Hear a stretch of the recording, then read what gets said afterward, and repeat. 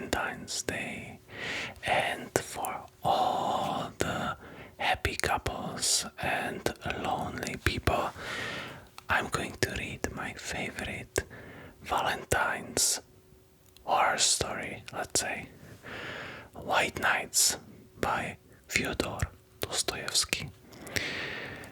If you are really desperate, you can drink every time Nastenka is said. If you don't, you can just lay down, listen, and enjoy. It's going to be full read with mistakes, just nice and juicy ASMR whispering. Authentic, made by a real human, actually. So, lay down, and I will see you at the table. White Nights, a sentimental story from the diary of a dreamer by Fyodor Dostoevsky. First night. It was a wonderful night. Such a night as is only possible when we are young, dear reader. The sky was so starry, so bright, that looking at it, one could not help asking oneself whether ill-humored and capricious people could live under such a sky. That is a youthful question too, dear reader. Very youthful. But may the Lord put it more frequently into your heart. Speaking of capricious and ill-humored people, I cannot help recalling my moral condition all the day. From early morning, I had been oppressed by a strange despondency. It suddenly seemed to me that I was lonely, that everyone was forsaking me and going away from me. Of course, anyone is entitled to ask who everyone was. For thought, I have been living almost 8 years in Petersburg. I had hardly an acquaintance. But what did I want with acquaintances? I was acquainted with all Petersburg as it was. That was why I felt as though they were all deserting me when all Petersburg packed up and went to its summer villa. I felt afraid of being left alone, and for 3 whole days I wandered about the town in profound dejection, not knowing what to do with myself, whether I walked in the Nevsky, went to the gardens, or sauntered on the embankment. There was not one face of those I had been accustomed to meet at the same time and place all the year. They, of course, do not know me, but I know them. I know them intimately. I have almost made a study of their faces and am delighted when they are gay and downcast, when they are under a cloud. I have almost struck up a friendship with one old man whom I meet every blessed day at the same hour in Fontanka. So such a grave, pensive countenance. He's always whispering to himself and brandishing his left arm, while in his right hand he holds a long, gnarled stick with a gold knob. He even notices me and takes a warm interest in me. If I happen not to be at a certain time in the same spot in Fontanka, I am certain he feels disappointed. That is how it is that we almost bow to each other, especially when we are both in good humor. The other day, when we had not seen each other for 2 days and met on the third, we were actually touching our heads, but realizing in time, dropped our hands and passed each other with a look of interest. I know the houses too. As I walk along, they seem to run forward in the streets to look out at me from every window and almost to say, "Good morning, how do you do? I am quite well, thank God, and I am to have a new story in May," or "How are you? I'm being redecorated tomorrow," or "I was almost burned down and had such a fright," and so on. I have my favorites among them. Some are dear friends. One of them intends to be treated by the same architect this summer. I shall go every day on purpose to see that the operation is not a failure. God forbid. But I shall never forget an incident with a very pretty little house of a light pink color. It was such a charming little brick house. It looked so hospitably at me and so proudly at its ungainly neighbors that my heart rejoiced whenever I happened to pass it. Suddenly, last week, I walked along the street, and when I looked at my friend, I heard a plaintive, "They are painting me yellow. The villains, the barbarians, they had spared nothing, neither columns nor cornices, and my poor little friend was as yellow as canary." It almost made me bilious. And to this day, I have not had the courage to visit my poor disfigured friend, painted the color of the celestial empire. So now you understand, reader, in what sense I'm acquainted with all Petersburg. I have mentioned already that I have felt worried for 3 whole days before I guessed the cause of my uneasiness, and I felt ill at ease in the street. This one had gone, and that one had gone, and what had become of the other. And at home, I did not feel like myself either. For 2 evenings, I was puzzling my brains to think what was amiss in my corner, why I felt so uncomfortable in it. And in perplexity, I scanned my grimy green walls, my ceiling covered with a spider's web, the growth of which Matrona has so successfully encouraged. over all my furniture, examined every chair, wondering whether the trouble lay there. For if one chair is not standing in the same position as it stood the day before, I'm not myself.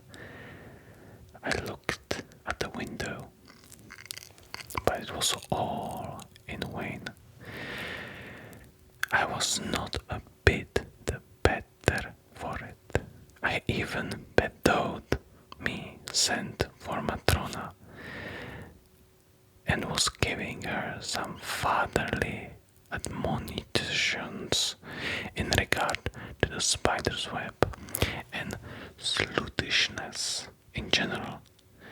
But she simply stared at me in amazement and went away without saying a word, so that the spider's web is comfortably hanging in its place to this day. I only at last this morning realized what was wrong. Why they are giving me the slip and making off to their summer villas. Forgive the triviality of the expression, but I am in no mood for fine language, for everything that had been in Petersburg had gone or was going away for the holidays, for every respectable gentleman or dignified appearance who took a cab was at once transformed, in my eyes, into a respectable head of a house, old who, after his daily duties were over, was making his way to the bosom of his family, to the summer villa, for all the passengers by had now quite a peculiar air, which seemed to say to everyone they met, "We are only here for the moment, gentlemen, and in another 2 hours we shall be going off to the summer villa."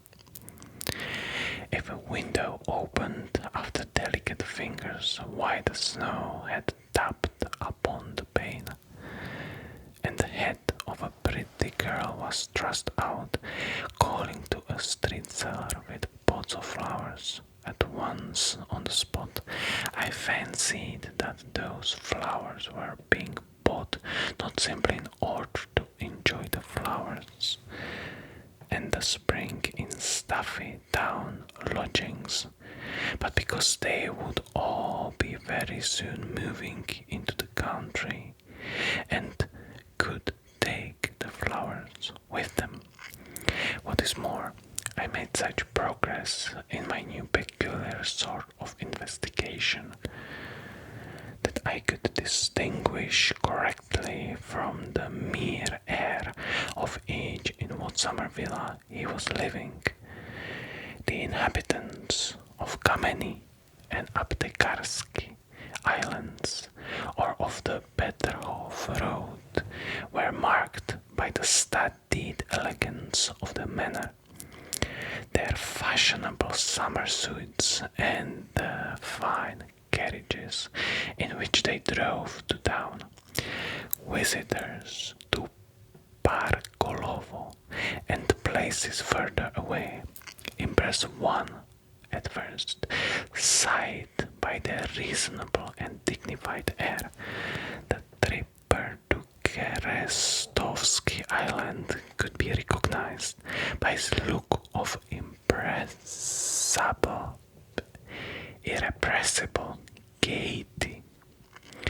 If I chanced to meet a long procession of wagoners walking lazily with the reins in their hands beside wagons loaded with regular mountains of furniture, tables, chairs, ottomans, and sofas, and domestic utensils of all sorts, frequently with a decrepit cook sitting on the top of it all, guarding her master's property as though it were the apple of her eye. Or if I saw boats heavily loaded with household goods crawling along the Neva or Fontanka to the Black River or the islands, the wagons and the boats were multiplied tenfold and hundredfold in my eyes. I fancied that everything was astir and moving. Everything was going in regular caravans to the summer villas. It seemed as though Petersburg threatened to become a wilderness, so that at last I felt ashamed, mortified and sad that I had nowhere to go for the holidays, and no reason to go away. I was ready to go away with every wagon, to drive off with every gentleman of respectable appearance who took a cab, but no one, absolutely no one, invited me. It seemed they had forgotten me, as though really I were a stranger to them. I took long walks, succeeding as I usually did in quite forgetting where I was when I suddenly found myself at the city gates. Instantly I felt light-hearted, and I passed the barrier and walked between cultivated fields and meadows, unconscious of fatigue and feeling only all over as though a burden were falling off my soul. All the passengers by gave me such friendly looks that they seemed almost greeting me. They all seemed so pleased at something.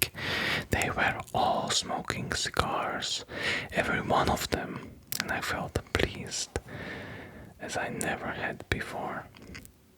It was as though I had suddenly found myself in Italy. So strong was the effect of nature upon a half-sick townsman like me, almost stifling between city walls. There is something inexpressibly touching in nature around Petersburg, when at the approach of spring she puts forth all her might, all the powers bestowed on her by heaven. When she breaks into leaf, decks her out and spangles herself with flowers. Somehow I cannot help being reminded of a frail, consumptive girl at whom one sometimes looks like compassion, sometimes with sympathetic love, whom sometimes one simply does not notice. Though suddenly, in one instant, she becomes a stuff by chance, inexplicably lovely and exquisite, and impressed and intoxicated. One cannot help asking oneself what power made those sad, pensive eyes flash with such fire. What summoned the blood to those pale, wan cheeks? What bathed with passion those soft features? What set that bosom having what so suddenly called strength, life and beauty into the poor girl's face, making it gleam with such a smile, kindle with such bright, sparkling laughter? You look round, you seek for someone, you conjecture. But the moment passes, and next day you meet, maybe the same pensive and preoccupied look as before, the same pale face, the same meek and timid movements, and even signs of remorse, traces of a mortal anguish and regret for the fleeting distraction. and you grieve that the momentary beauty has faded so soon never to return, that it flashed upon you so treacherously, so vainly. Grieve because you had not even time to love her. And yet my night was better than my day. This was how it happened. I came back to the town very late, and it had struck 10 as I was going towards my lodgings. My way lay along the canal embankment, where at that hour you never meet a soul. It is true that I live in a very remote part of the town. I walked along singing, for when I'm happy, I'm always humming to myself, like every happy man who has no friend or acquaintance with whom to share his joy. Suddenly, I had the most unexpected adventure. Leaning on the canal railing stood a woman with her elbows on the rail. She was apparently looking with great attention at the muddy water of the canal. She was wearing a very charming yellow hat and jauntily little black mantle. She's a girl, and I'm sure she's dark, I thought. She did not seem to hear my footsteps, and did not even stir when I passed by with bated breath and loudly throbbing heart. Strange, I thought. She must be deeply absorbed in something, and all at once I stopped as though petrified. I heard a muffled sob. Yes, I was not mistaken. The girl was crying, and a minute later I heard sob after sob. Good heavens, my heart sank, and timid as I was with women, yet this was such a moment.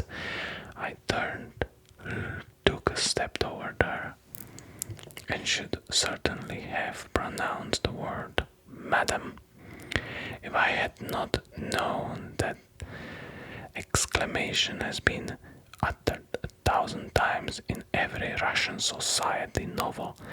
It was only that reflection stopped me.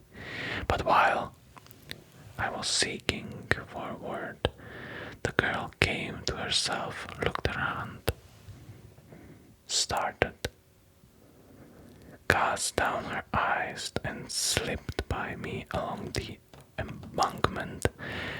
I at once followed her, but she, divining this, left the embankment, crossed the road, and walked along the pavement. I dared not cross the street after her. My heart was fluttering like a captured bird. All at once a chance came to my aid. Along the same side of the pavement there suddenly came into sight, not far from the girl, a gentleman in evening dress, of dignified years, though by no means of dignified carriage. He was staggering and cautiously leaning against the wall.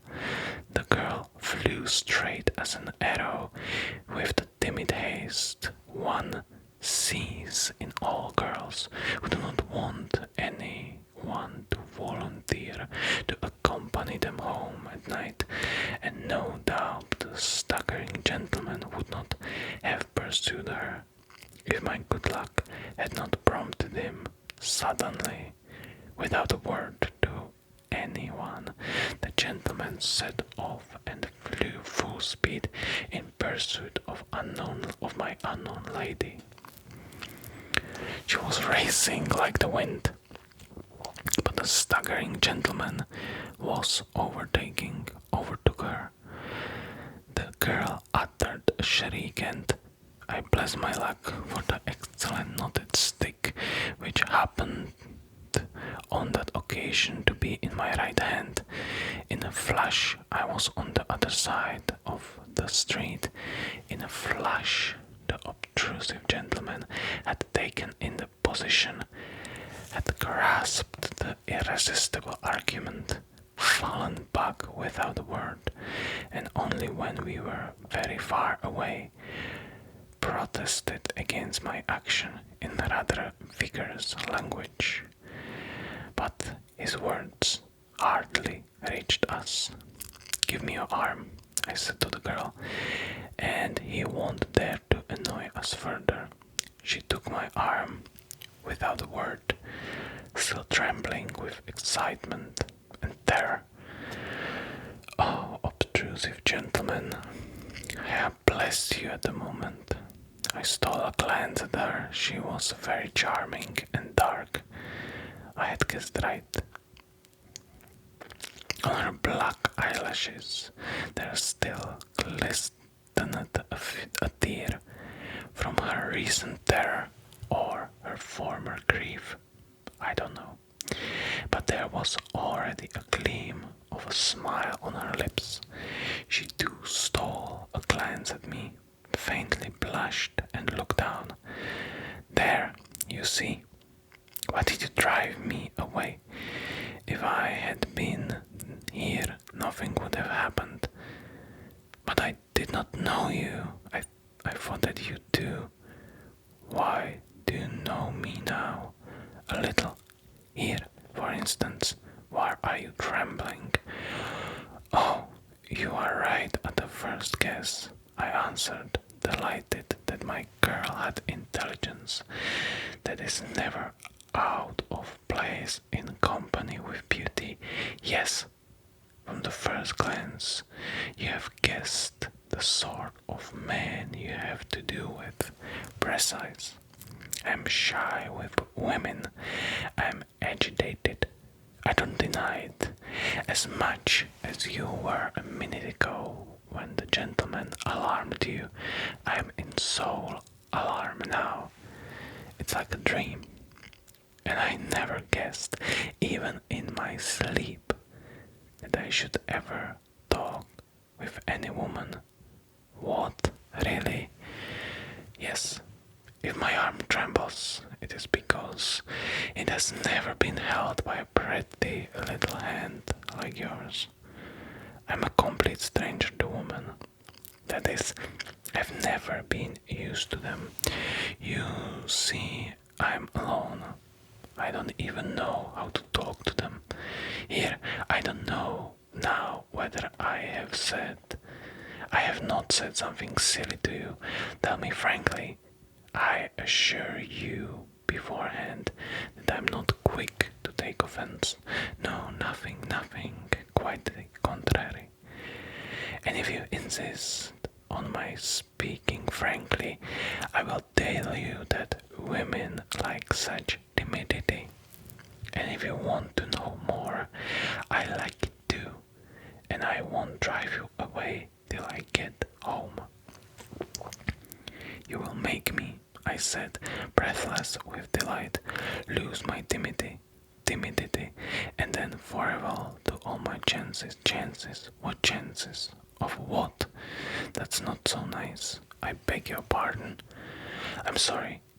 It was a slip of my tongue.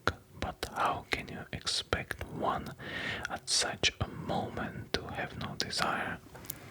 To be liked, eh? Well, yes, but do, for goodness sake, be kind. Think what I am. Here I am 26, and I have never seen anyone. How can I speak well, tactfully, and to the point? It will seem better to you when I have told you everything openly. I don't know how to be silent when my heart is speaking. Well, never mind. Believe me, not one woman, never, no acquaintance of any sort, and I do nothing but dream every day that at last I shall meet someone. Oh, if only you knew how often I have been in love in that way. How? With whom? Why, with no one. With an ideal. With the one I dream of in my sleep. I make up regular romances in my dreams. Oh, you don't know me, it's true. Of course, I have met 2 or 3 women, but what sort of women they were? They were all landladies that.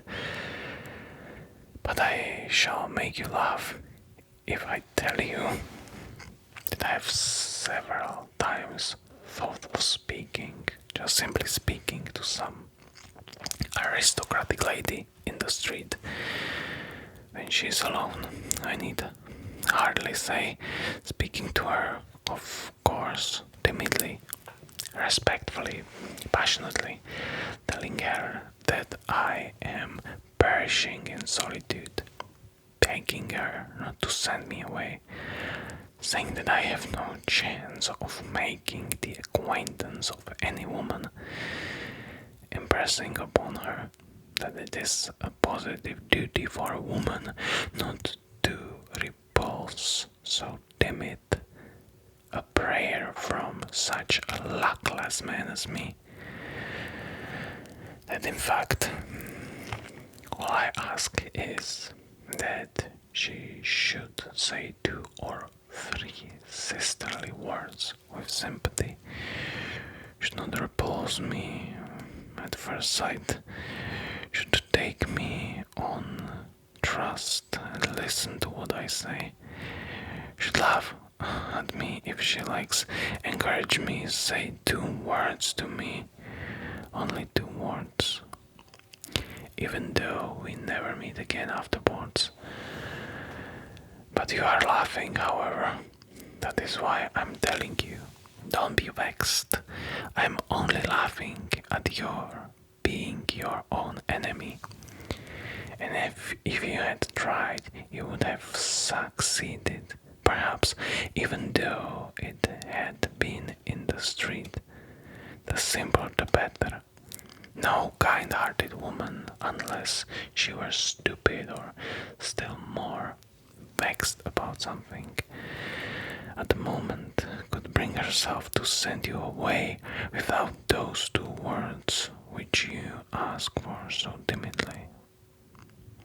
But what am I saying? Of course she would take you for a madman. I was judging by myself. I know a good deal about other people's lives. Oh, thank you, I cried. You don't know what you have done for me now. I'm glad. But tell me, how did you find out that I was the sort of woman with whom you think worthy of affection and friendship? In fact, not a landlady, as you say. What made you decide to come up to me? What made me? But you were alone. That gentleman was too insolent. It's night. You must admit that it was a duty. No, I mean before. On the other side, you know, you meant to come up to me. Oh, on the other side, I really don't know how to answer. I'm afraid to. Do you know, I have been happy today. I walked along singing. I went out into the country. I have never had such happy moments. You, perhaps it was fancy. Forgive me for referring to it. I fancied you were crying and I could not bear to hear it. It made my heart ache. Oh my goodness. Surely I might be troubled about you. Surely there was no harm in feeling brotherly compassion for you. I beg your pardon. I said compassion. Well, in short, surely you would not be offended at my involuntary impulse to go up to you. Stop. That's enough. Don't talk of it, said the girl, looking down and pressing my hand. It's my fault for having spoken of it, but I'm glad I was not mistaken in you. But here I'm home. I must go down this turning. It's 2 steps from here. Goodbye. Thank you, Shirley. shall never see each other again. Surely this is not to be the end. You see, said the girl, laughing. At first, you only wanted 2 words, and now... However, I won't say anything. Perhaps we shall meet. I shall come here tomorrow, I said. Oh, forgive me. I'm already making demands. Yes, you are not very patient. You are almost insisting. Listen, I interrupted her. Forgive me if I tell you something else. I tell you what, I can't help coming here tomorrow. I am a dreamer. I have so little real life that I look upon such moments as this now as so rare that I cannot help going over such moments again in my dreams. I shall be dreaming of you all night, a whole week, a whole year. I shall certainly come here tomorrow, just here to this place, just at the same hour, and I shall be happy remembering today. This place is dear to me already. I have already 2 or 3 such places in Petersburg. I once shed tears over memories, like you. Who knows? Perhaps you were weeping 10 minutes ago over some memory, but forgive me, I have forgotten myself again. Perhaps you have been particularly happy here. Very good, said the girl. Perhaps I will come here tomorrow too, at 10 o'clock. I see that I can't forbid you. The fact is, I have to be here. I don't imagine that I am making an appointment with you. I tell you beforehand that I have to be there on my own account, but, well, I tell you straight out, I don't mind if you come, if you do come. To begin with, something unpleasant might happen as it did today, but never mind that. In short, I should simply like to see you, to say 2 words to you. Only, mind you, must not think the worse of me now. Don't think I make appointments so lightly. I shouldn't make it except that. But let that be my secret. Only a compact beforehand, a compact. Speak, tell me all beforehand. I agree to anything. I'm ready for anything, I cried, delighted. I answer for myself. I will be obedient, respectful. You know me. It's just because I do know you that I ask you to come tomorrow, said the girl, laughing. I know you perfectly. But mind you will come on the condition, in the first place, only be good, do what I ask. You see, I speak frankly. You won't fall in love with me. That's impossible. I assure you, I'm ready for friendship. Here's my hand. But you mustn't fall in love with me, I beg you. I swear, I cried, gripping her hand. Hush, don't swear. I know you are ready to flare up like gunpowder. Don't think ill of me for saying so. If only you knew. I, too, have no one to whom I can say a word, whose advice I can ask. Of course, one does not look for an advisor in the street, but you are an exception. I know you as though we had been friends for 20 years. You won't deceive me, will you? You will see. The only thing is, I don't know how I'm going to survive the next 24 hours. Sleep soundly. Good night. And remember that I have trusted you already, but you exclaimed so nicely just now. Surely one can't be helped responsible for every feeling, even for brotherly sympathy. Do you know, that was so nicely said that the idea struck me at once, that I might confide in you. For God's sake do, but about what? What is it? Wait till tomorrow. Meanwhile, let that be a secret, so much the better for you. It will give it a faint flavor of romance. Perhaps I will tell you tomorrow, and perhaps not. I will talk to you a little more beforehand. We will get to know each other better. Oh yes, I will tell you all about myself tomorrow. But what has happened? It is as though a miracle has befallen me. My God, where am I? Come, tell me, aren't you glad that you were not angry and did not drive me away at the first moment, as any other woman would have done? In 2 minutes, you have made me happy forever. Yes, happy. Who knows? Perhaps you have reconciled me with myself, solved my doubts. Perhaps such moments come upon me. But there, I will tell you all about it tomorrow. You shall know everything, everything. Very well, I consent. You shall begin. Agree. Goodbye till tomorrow. Till tomorrow. And we parted. I walked about all night. I could not make up my mind to go home. I was so happy. Tomorrow. Second night.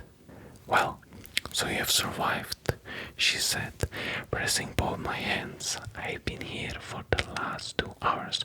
You don't know what a state I have been in all day. I know. But the business, do you know why I've come? Not to talk nonsense as I did yesterday. I tell you what, we must behave more sensibly in future. I thought a great deal about it last night. In what way? In what must we be more sensible? I am ready for my part, but really nothing more sensible has happened to me in my life than this now. Really. In the first place, I beg you not to squeeze my hand so.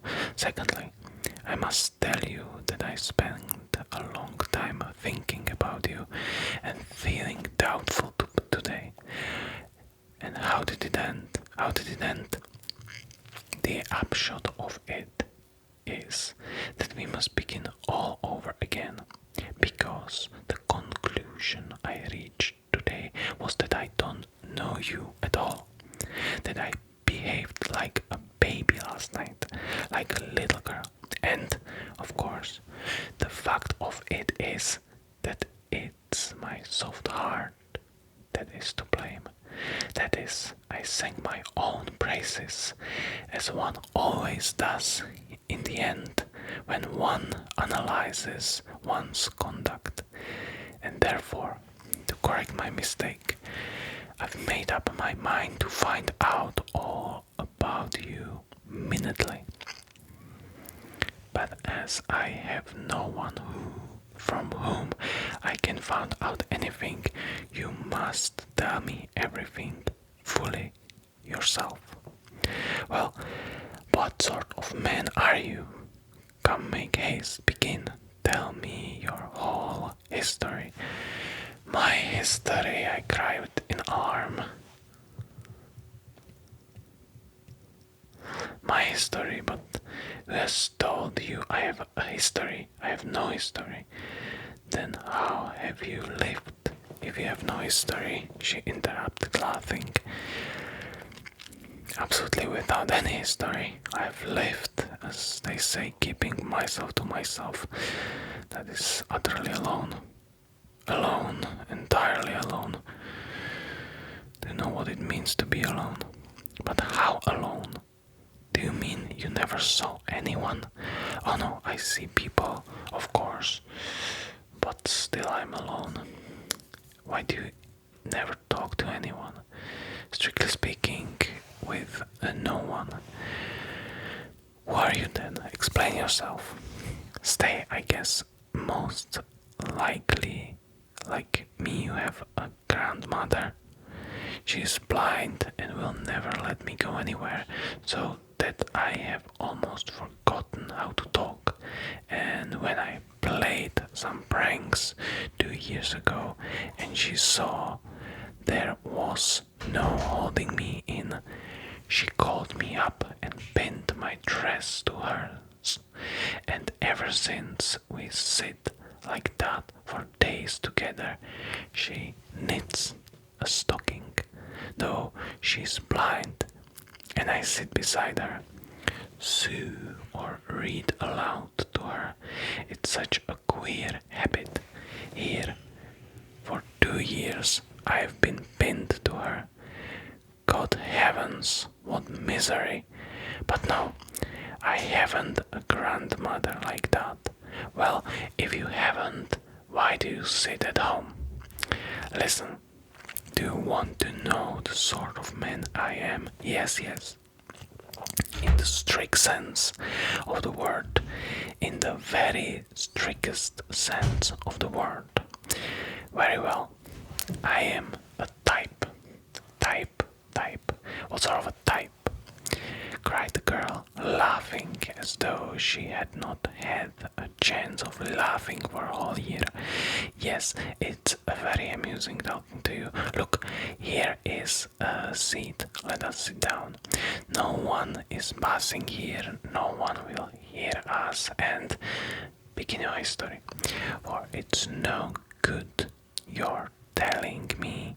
I know you have a history. Only you are concealing it. To begin with, what is a type? A type is an original. It's an absurd person. I said infected by her childish laughter. It's a character. Listen, do you know what is meant by a dreamer? A dreamer, indeed. I should think I do know. I am a dreamer myself. Sometimes, as I sit by grandmother, all sorts of things come into my head. Why, when no one begins dreaming, one lets one's fancy run away with me. Why, I marry a Chinese prince. Though sometimes it is a good thing to dream, but goodness knows, especially when one has something to think of apart from dreams, added the girl, this time rather seriously. Excellent. If you have been married to a Chinese emperor, you will quite understand me. Come, listen. But 1 minute, I don't know your name yet. At last, you have been in no hurry to think of it. Oh my goodness, it never entered my head. I felt quite happy as it was. My name is Nastienka, and nothing else. Why, is not that enough for you, you insatiable person? Not enough, on the contrary. It's a great deal. A very great deal, Nastienka. You kind girl. If you are Nastienka for me from the first, quite so. Well, listen, Nastienka. Now for this absurd history. I sat down beside her, assumed a pedantically serious attitude, and began as though reading from manuscript. Here are, Nastienka, though you may not know it, strange nooks in Petersburg. It seems as though the same sun as shines for all Petersburg. People does not peep into those spots, but some other different one, new one, bespoken expressly for those nooks, and it throws a different light Nastenka, quite a different life is lived, quite unlike the life that is surging around us, but such as perhaps exists in some unknown realm, not among us in our serious, over serious time. Well, that life is a mixture of something purely fantastic, fervently ideal, with something, alas, Nastenka, dingly prosaic and ordinary, not to say incredibly vulgar. Good heavens, what a preface. What do I hear? Listen, Nastenka. It seems to me I shall never be tired of calling you Nastenka. Let me tell you that in these corners live strange people, dreamers. The dreamer, if you want an exact definition, is not a human being, but a creature of an intermediate sort. For the most part, he settles in some inaccessible corner, as though hiding from the light of day. Once he slips into his corner, he crawls to it like a snail, or anyway, he is in that respect very much like that remarkable creature which is an animal and a house both at once, and is called a tortoise. Why do you suppose he is so fond of his four walls, which are invariably painted green, grimy, dismal, and reeking unpardonably of tobacco smoke? Why is it that when this absurd gentleman is visited by one of his few acquaintances, and he ends by getting rid of all his friends, why does this absurd person meet him with such embarrassment, changing countenance and overcome with confusion, as though he had only just committed some crime within his four walls, as though he had been forging counterfeit notes, or as though he were writing verses to be sent to a journal, with an anonymous letter in which he states that the real poet is dead, and that his friend thinks it his sacred duty to publish his things. Why, tell me, Nastenka, why is it conversation is not easy between the two friends? Why is there no laughter? Why does no lively word fly from the tongue of the perplexed newcomer, who at other times may be very fond of laughter? Lively words, conversation about the fair sex, and other cheerful subjects.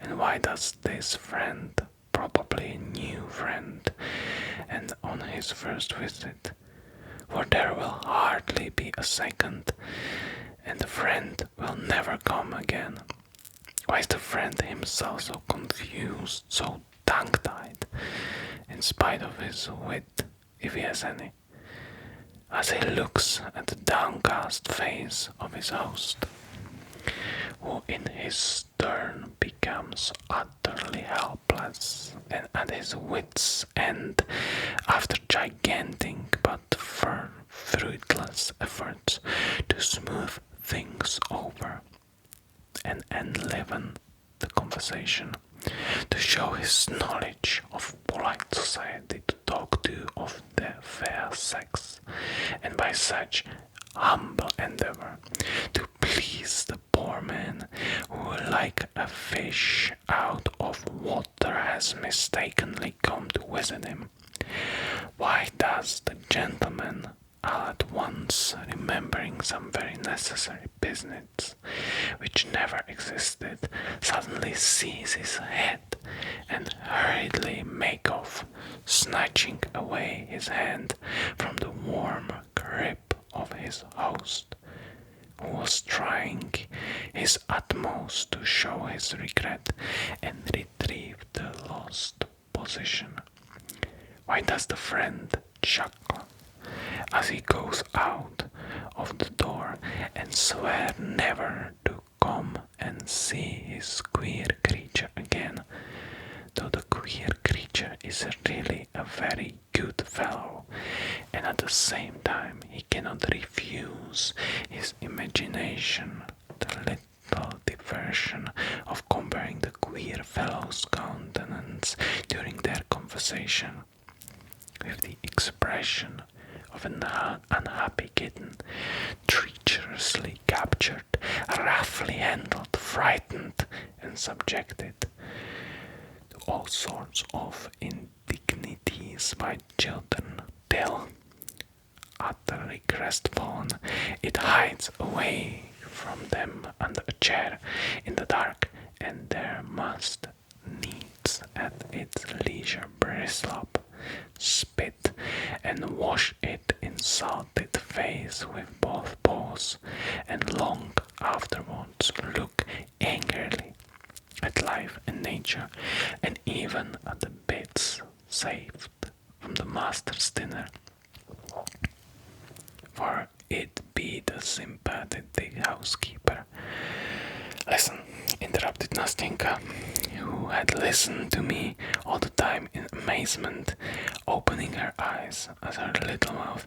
Listen, I don't know in the least why it happened and why you ask me such absurd questions.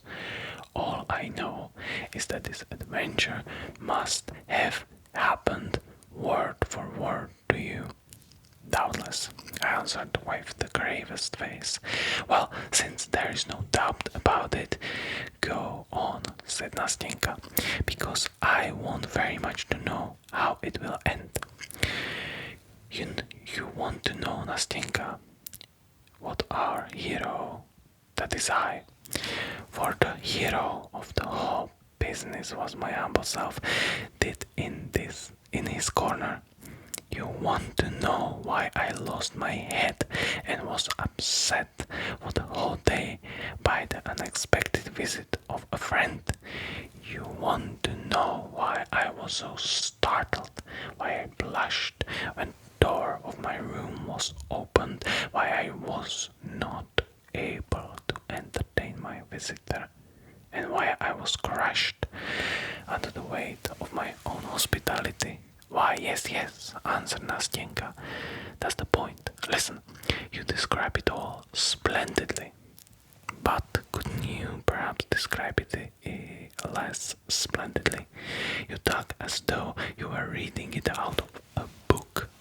Nastenka, I answered in stern and dignified voice, hardly able to keep from laughing. Dear Nastenka, I know I describe splendidly, but, excuse me, I don't know how else to do it. At this moment, dear Nastenka, at this moment I am like the spirit of King Solomon when, after lying 1,000 years under 7 seals in his urn, those 7 seals were at last taken off.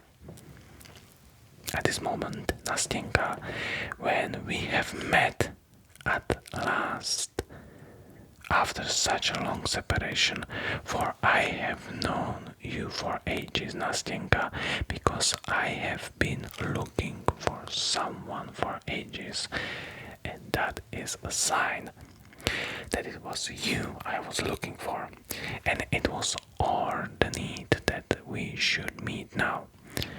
At this moment, 1,000 valves have opened in my head, and I must let myself flow in a river of words, or I shall choke. And so I beg you not to interrupt me, Nastenka, but listen humbly and obediently, or I will be silent. No, not at all. Go on. I won't say a word. I will continue. There is my friend Nastenka 1 hour in my day which I like extremely. That is the hour when almost all business, work and duties are over and everyone everyone is hurrying home to dinner, to lie down, to rest, and on the way all are cogitating on other more cheerful subjects relating to their evenings, their nights, and all the rest of their free time. At that hour, our hero, for allow me, Nastenka, to tell my story in the third person, for one feels awfully ashamed to tell it in the first person, and so at that hour our hero, who had his work due, was pacing along after the others. But a strange feeling of pleasure set his pale, rather cramped-looking face working. He looked not with indifference on the evening glow, which was slowly fading on the cold Petersburg sky. When I saw he looked, I'm lying, he did not look at it, but saw it as it were without realizing, as though tired or preoccupied with some other more interesting subject, so that he could scarcely spare a glance for anything about him. He was pleased because till next day he was released from business irksome to him, and happy as a schoolboy let out from the classroom to his games and mischief. Take a look at him, Nastenka. You will see at once that joyful emotion has already had an effect on his weak nerves and morbidly excited fancy. You see, he is thinking of something. Of dinner, do you imagine? Of the evening. What is he looking at like that? Is it at a gentleman of dignified appearance who is bowing to picturesquely to the lady who rolls by in a carriage drawn by prancing horses? No, Nastenka. What are all those trivialities to him? No, he's rich now with his own individual life. He has suddenly become rich, and it is not for nothing that the fading sunset sheds its forever gleams so keenly before him and calls forth a swarm of impressions from his warmed heart. Now he hardly notices the road, on which the tiniest details at other times would strike him. Now the goddess of fancy, if you have read Zhukovsky, dear Nastenka, has already with fantastic hands spun her gold warp and began weaving upon it patterns of marvelous magic life, and who knows, maybe her fantastic hand has borne him to the seventh crystal heaven, far from the excellent granite pavement on which he was walking his way. Try stopping him now. Ask him suddenly where he is standing now, through what streets he is going. He will probably remember nothing, neither where he is going nor where he is standing now, and flushing with vexation, he will certainly tell some lie to save appearances. That is why he starts, almost cries out, and looks round with horror when a respectable lady stops him politely in the middle of the pavement and asks her way. Frowning with vexation, he strides on, scarcely noticing that more than one passenger-by smiles and turns round to look after him, and that a little girl, moving out of his way in alarm, laughs aloud, gazing open-eyed at his broad meditative smile and gesticulations. But fancy catches up in its playful flight, the old woman, the curious passenger-by, and the laughing child, and the peasants spending their nights in their barges on Fontanka. Our hero, let us suppose, is walking along the canal side at that moment and capriciously weaves everyone and everything into the canvas like a fly in spider's web. And it is only after the queer fellow has returned to his comfortable den with fresh stores for his mind to work on, he sat down and finished his dinner, that he comes to himself when Matrona, who waits upon him, always thoughtful and depressed, clears the table and gives him his pipe. He comes to himself then and recalls with surprise that he has dined, though he has absolutely no notion how it has happened. It has grown dark in the room. His soul is sad and empty. The whole kingdom of fancies drops to pieces about him, drops to pieces without a trace, without a sound, floats away like a dream, and he cannot himself remember what he was dreaming. But a vague sensation faintly stirs his heart and sets it aching. Some new desire temptingly tickles and excites his fancy, and imperceptibly evokes a swarm of fresh phantoms. Stillness reigns in the little room. Imagination is fostered by solitude and idleness. It is faintly smoldering, faintly simmering, like the water with which old Matrona is making her coffee as she moves quietly about in the kitchen close by.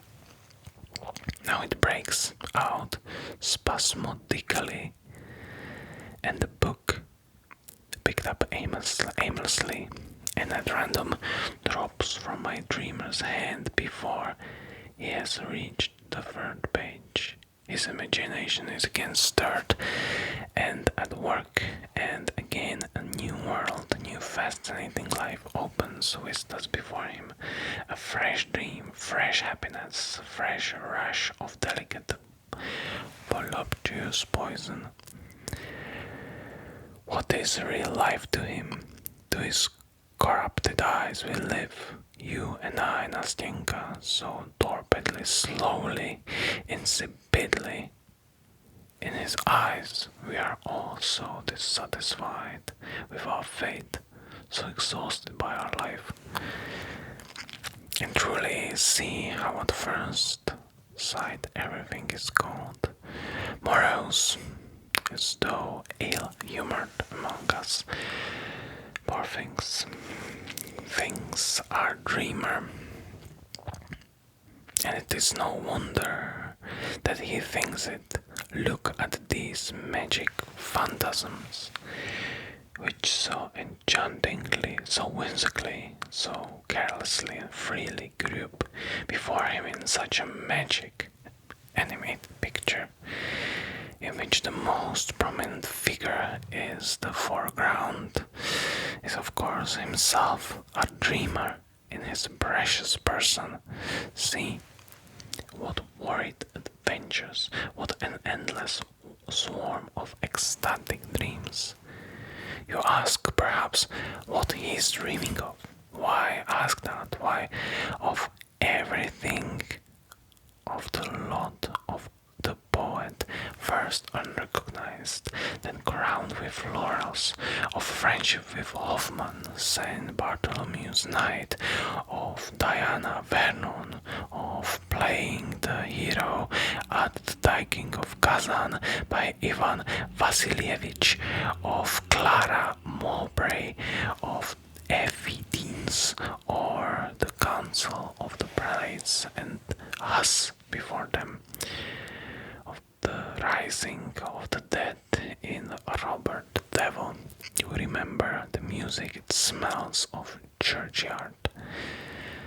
of Mina and Brenda, of the Battle of Berezina, of the reading of poem at Countess Vitis, of Danton, of Cleopatra, a sui amanti, of Little House in Columna, of Little Home of one's own, and beside one a dear creature who listens to one on a winter's evening, opening her little mouth and eyes as you're listening to me now, my angel.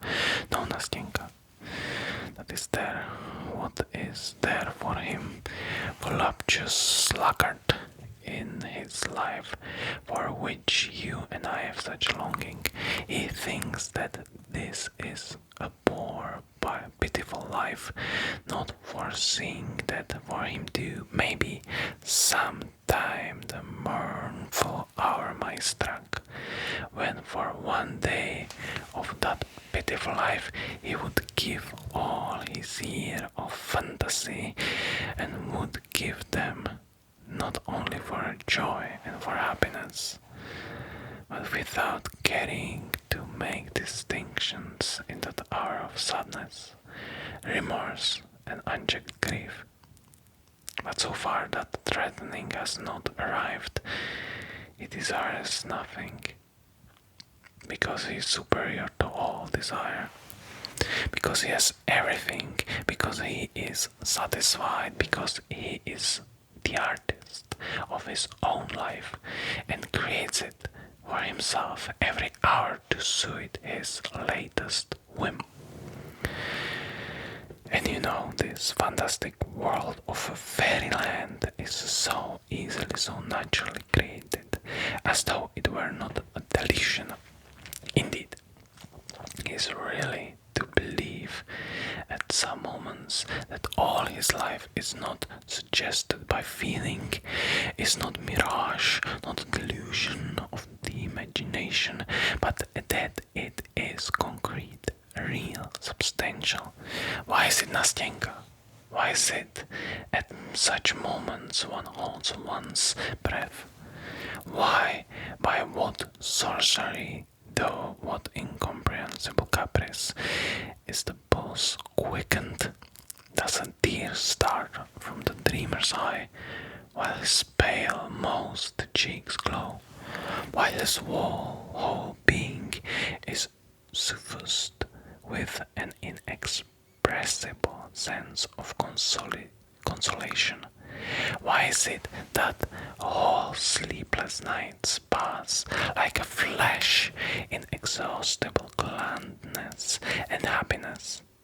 And when the dawn gleams rosy at the window and daybreak floods the gloomy room with uncertain, fantastic light, as in Petersburg, a dreamer, worn out and exhausted, flies himself on his bed and drops asleep with thrills of delight in his morbidly overwrought spirit, and with very sweet angst in his heart.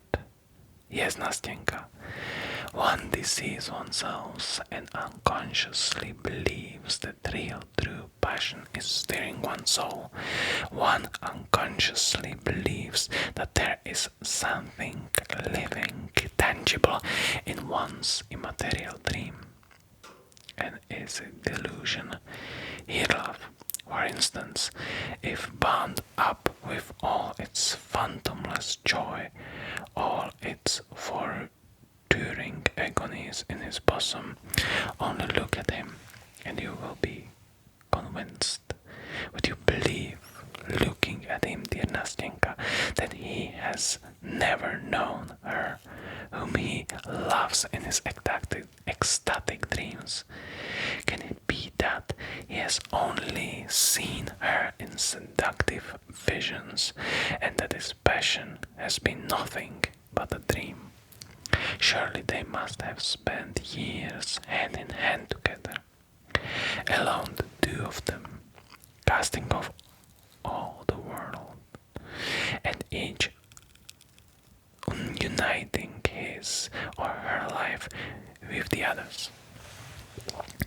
Surely when the hour of parting came, she must have lain sobbing and grieving on his bosom, heedless of the tempest raging under the sullen sky, heedless of the wind which snatches and bears away the tears from her black eyelashes. Can all of that have been a dream?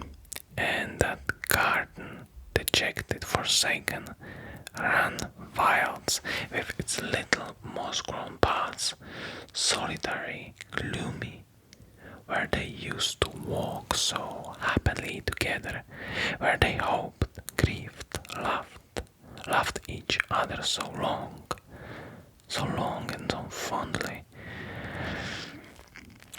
In that queer ancestral house where she spent so many years lonely and sad with her morose old husband, always silent and splenetic, who frightened them, while timid as children they hid their love from each other.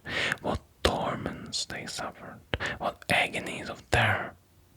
How innocent, how pure was their love, and how, I need hardly say, Nastyenka, malicious people were, and good heavens, surely he met her afterward, far from their native shores, under alien skies, in the hot south, in the divinely eternal city, in the dazzling splendor of the ball to the crash of music in Palazzo. It must be in Palazzo. Drowned in a sea of lights on the balcony, redder than myrtle and roses, where, recognizing him, she hurriedly removes her mask, and, whispering, "I am free," flies herself trembling into his arms, and with a cry of rapture, clinging to one another, in their sorrow and their parting, and all their agonies, and the gloomy house, and the old man, and the dismal garden in that distant land, and the seat on which, with a last passionate kiss, she tore herself away from his arms, numb with anguish and despair. Oh, Nastyenka, you must admit that one would start, betray confusion, and blush like a schoolboy who has just stuffed in his pocket an apple stolen from a neighbor's gay garden, when your uninvited visitor, some stalwart, lanky fellow, a festive sow fond of a joke, opens your door and shouts out as though nothing were happening, "My dear boy, I have this minute come from Pavlovsk. My goodness, the old count is dead. Unutterable happiness is close at hand, and people arrive from Pavlovsk." Finishing my pathetic appeal, I paused pathetically.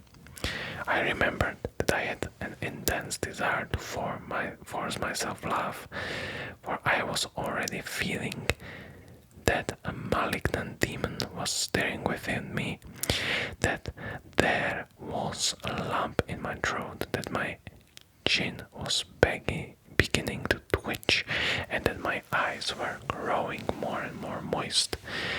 I expected Nastyenka, who listened to me opening her clever eyes, would break into her childish, irrepressible laugh, and I was already regretting that I had gone so far, that I had unnecessarily described what had long been simmering in my heart, about which I could speak as though from a written account of it, because I had long ago passed judgment on myself, and now could not resist reading it, making my confession, without expecting to be understood. But to my surprise she was silent, waiting a little, then she finally pressed my hand, and with timid sympathy asked, "Surely you haven't lived like that all your life?" "All my life," life, Nastinka, I answered. All my life. And it seems to me I shall go on so to the end.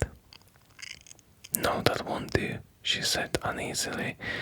It must not be, and so maybe I shall spend all my life beside grandmother. To know it is not at all good to live like that. I know, Nastinka, I know.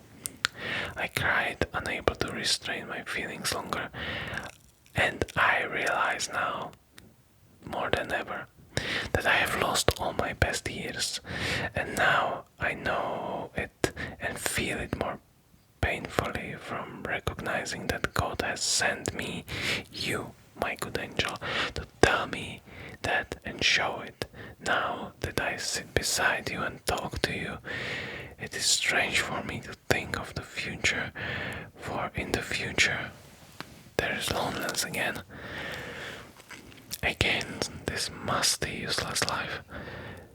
And what shall I have to dream of when I have been so happy in reality beside you? Oh, may you bless the dear girl for not having repulsed me at first, for enabling me to say that for 2 evenings at least I have lived. Oh no, no, cried Nastinka, and tears glistered in her eyes. No, it mustn't be so anymore. You must not part like that. What are 2 evenings? Oh, Nastinka, Nastinka, do you know how far you have reconciled me to myself? Do you know that I shall not think so ill of myself as I have at some moments? Do you know that maybe I shall leave off grieving over the crime and sin of my life? For such a life is a crime and sin. I do not imagine that I have been exaggerating it. For goodness sake, don't think that, Nastinka. For at times such misery comes over me, such misery, because it begins to seem to me at much times that I am incapable of beginning a life in real life, because it had seemed to me that I have lost all touch, all instinct for the actual, the real, because at last I have cursed myself, because after my fantastic nights I have moments at returning sobriety which are awful. Meanwhile, you hear the whirl and roar of the crowd in the vortex of life around you. You see men living in reality. You see that life for them is not forbidden, that their life does not float away like a dream, like a vision.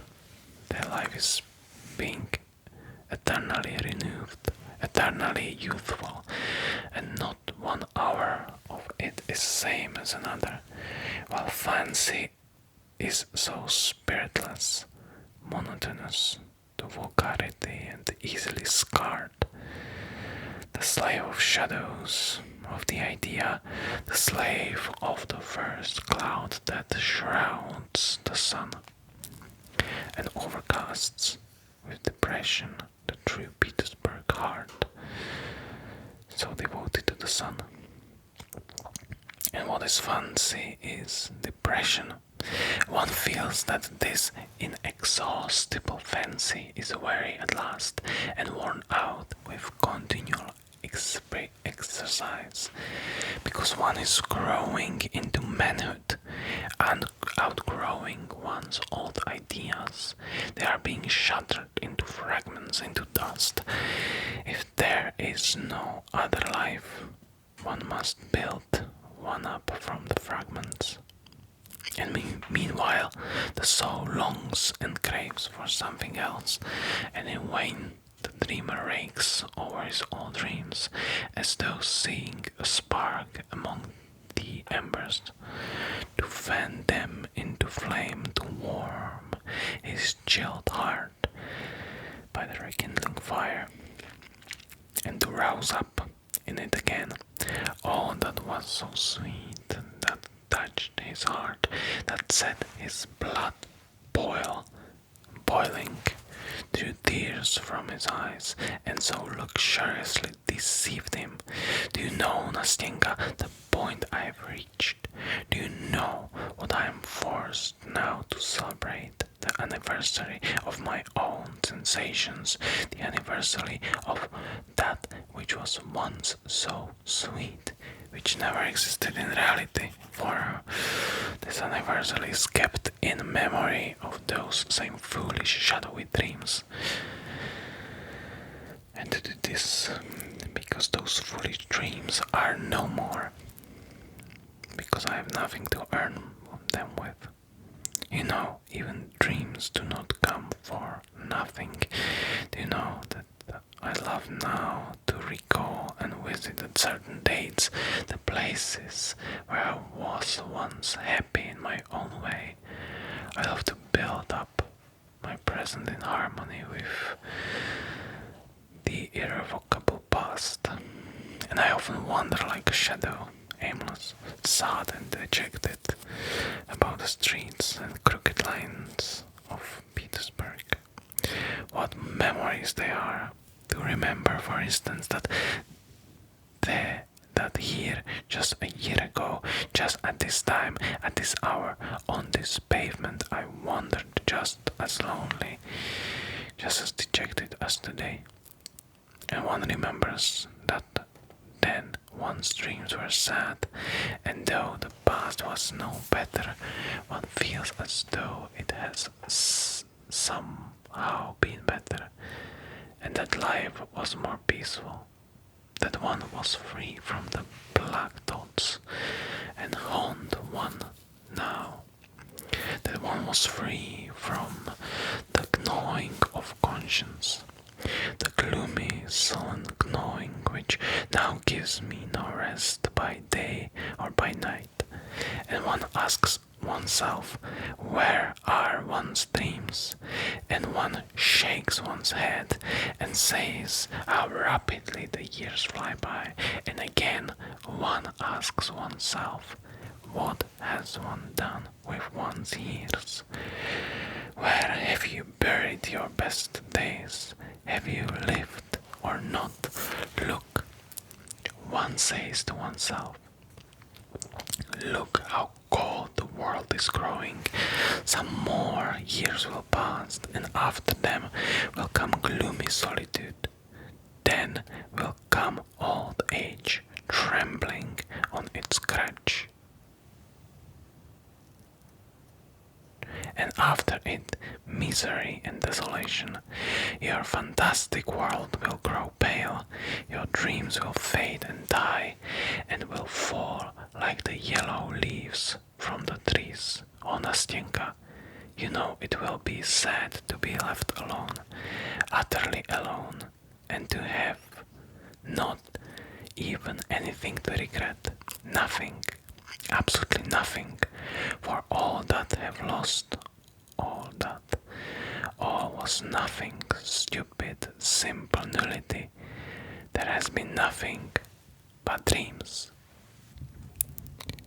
Come on, don't work on my feelings anymore, said Nastenka, wiping away a tear which was trickling down her cheek. Now it's over.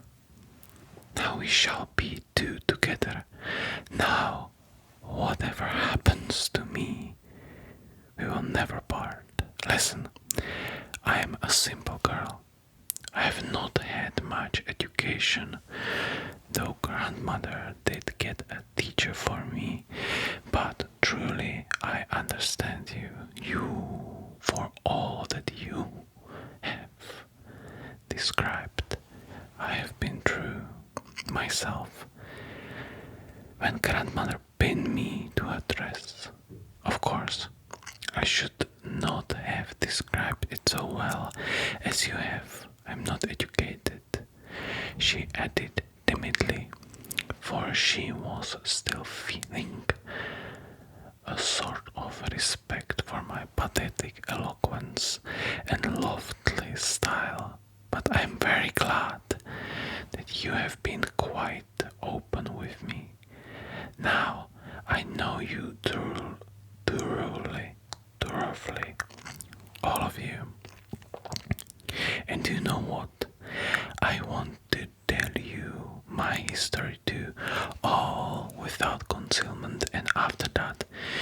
must give me advice. You are a very clever man. Will you promise to give me advice?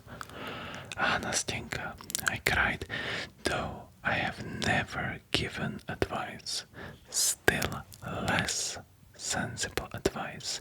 Yet I see now that if we always go on like this, that it will be very sensible, and that each of us will give the other a great deal of sensible advice. Well, my pretty Nastenka, what sort of advice do you want? Tell me frankly. At this moment, I am so gay and happy, so bold and sensible, that it won't be difficult for me to find words. No, Nastenka interrupted, laughing.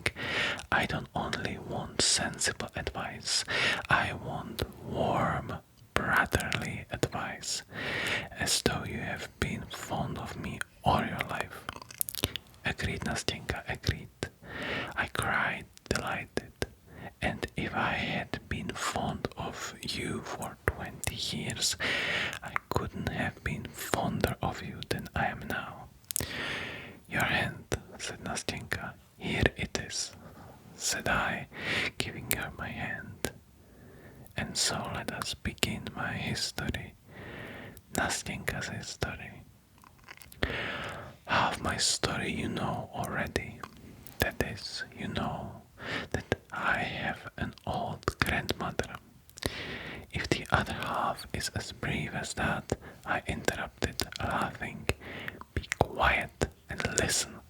First of all, you must agree not to interrupt me, or else perhaps I shall get in a muddle.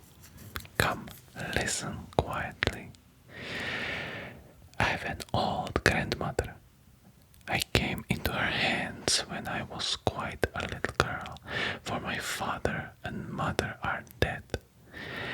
It must be supposed that grandmother was once richer, for now she recalls better days.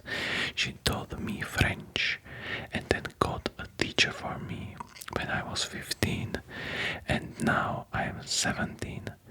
We gave up having lessons. It was at that time that I got into mischief. What I did I won't tell you. It's enough to say that it wasn't very important. But grandmother called me to her one morning and said that as she was blind, she could not look after me.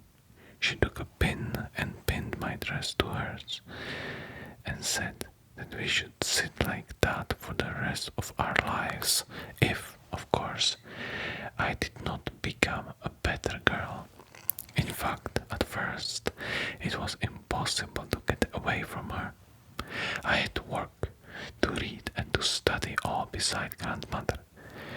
I tried to deceive her once and persuaded Vekla to sit in my place. Vekla is our jar woman. She's deaf. Vekla sat there instead of me. Grandmother was asleep in her armchair at the time, and I went off to see a friend close by. Well, it ended in trouble. Grandmother woke up while I was out and asked some questions. She thought I was still sitting quietly in my place. Vekla saw that grandmother was asking her something but could not tell what it was. She wondered what to do, undid the pin and ran away. At this point, Nastenka stopped and began laughing. I laughed with her. She fell off at once. I tell you what, don't you laugh at grandmother. I laugh because it's funny. What can I do since grandmother is like that? But yet I am fond of her in a way. Oh, well, I did catch it that time. I had to sit down in my place at once, and after that I was not allowed to stir. Oh, I forgot to tell you that our house belongs to us, that is to grandmother. It is a little wooden house with 3 windows, as old as grandmother herself, with a little upper story. Well, there moved into our upper story a new lodger. The new had an old lodger, I observed casually. Yes, of course, answered Nastyenka, and one who knew how to hold his tongue better than you do. In fact, he hardly ever used his tongue at all. He was a dumb, blind, lame, dried up little old man, so that at last he could not go on living. He died. So then we had to find a new lodger, for we could not live without a lodger. The rent, together with grandmother's pension, is almost all we have. But the new lodger, as luck would have it, was a young man, a stranger not of these parts. As he did not haggle over the rent, grandmother accepted him, and only afterwards she asked me, "Tell me, Nastyenka, what is our lodger like? Is he young or old?" I didn't want to lie, so I told grandmother that he wasn't exactly young and that he wasn't old. "And is he pleasant looking?" asked grandmother again. I didn't want to tell a lie. "Yes, he's pleasant looking, grandmother," I said. And grandmother said, "Oh, what a nuisance, what a nuisance. I tell you this, grandchild, that you may not be looking after him. What times these are! Why, a paltry lodger like this, and he must be pleasant looking too. It was very different in the old days." Grandmother was always regretting the old days. She was younger in old days, and the sun was warmer in old days, and cream did not turn so sour in old days. It was always the old days. I would sit still and hold my tongue and think to myself, why did grandmother suggest it to me? Why did she ask whether the lodger was young and good looking? But that was all. I just thought it, began counting my stitches again, and went on knitting my stockings, and forgot all about it. Well, one morning the lodger came in to see us. He asked about a promise to paper his rooms. One thing led to another. Grandmother was talkative, and she said, "Go, Nastyenka, into my bedroom and bring me my reckoner." I jumped at once. I blushed all over. I don't know why, and forgot I was sitting pinned to grandmother. Instead of quietly undoing the pin so that the lodger should not see, I jumped so that grandmother's chair moved. When I saw that the lodger knew all about me now, I blushed, stood still as though I had been shot, and suddenly began to cry. I felt so ashamed and miserable at that minute that I didn't know where to look. Grandmother called out, "What are you waiting for?" And I went on worse than ever. When the lodger saw that I was ashamed on his account, he bowed and went away at once. After that, I felt ready to die at the least sound in the passage. "It's the lodger," I kept thinking. I stealthily undid the pin in case, but it always turned out not to be. He never came.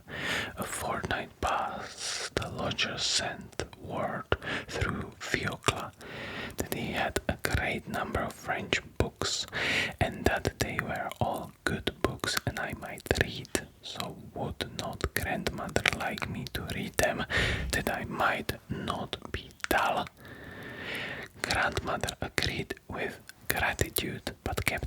asking if they were moral books. For if the books were immoral, it would be out of question. One would learn evil from them. And what should I learn, grandmother? What is there written in them? Oh, she said, what's described in them is how young men seduce virtuous girls, how on the excuse that they want to marry them, they carry them off from their parents' houses, how afterwards they leave these unhappy girls to their fate and they perish in the most pitiful way. I read a great many books, said grandmother, and it is all so well described that one sits up all night and reads them on the sly. So mind you don't read them, Nastenka, said she. What books has he sent? They are all Walter Scott's novels, grandmother, Walter Scott's novels. But stay, isn't there some trick about it? Look, hasn't he stuck a love letter among them? No, grandmother, I said, there isn't a love letter. But look under the binding. They sometimes stuff it under the bindings, the rascals. No, grandmother, there is nothing under the binding. Well, that's all right. So we began reading Walter Scott, and in a month or so we had read almost half.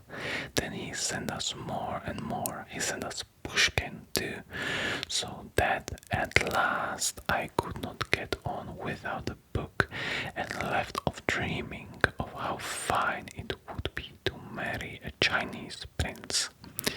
That's how things were when I chanced one day to meet our lodger on the stairs. Grandmother had sent me to fetch something. He stopped. I blushed and he blushed. He laughed though, said good morning to me, asked after grandmother, and I said, well, have you read the books? I answered that I had. Which did you like the best? He asked. I said, Ivanhoe and Pushkin best of all. And so our talk ended for that time. A week later I met him again on the stairs. That time grandmother had not sent me. I wanted to get something for myself. It was past 2, and the lodger used to come home. At that time, good afternoon, said he. I said good afternoon too. Aren't you dull, he said, sitting all day with your grandmother? When he asked that, I blushed. I don't know why. I felt ashamed, and again I felt offended. I suppose because other people had begun to ask me about that. I wanted to go away without answering, but I hadn't the strength. Listen, he said, you are a good girl. Excuse my speaking to you like that, but I assure you that I wish for your welfare quite as much as your grandmother. Have you no friends that you could go and visit? I told him I hadn't any, that I had no friend but Mashenka, and she has gone away to Pskov. Listen, he said, would you like to go to theater with me? To the theater? What about grandmother?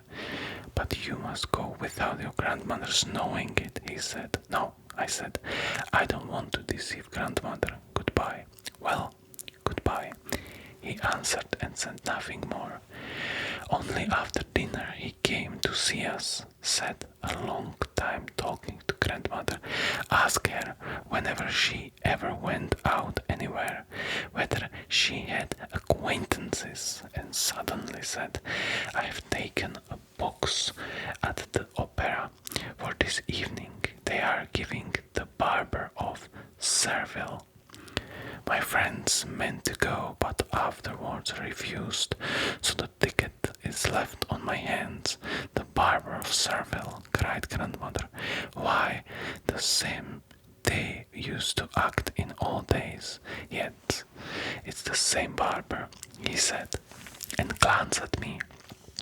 I saw what I meant and turned crimson, and my heart began throbbing with suspense.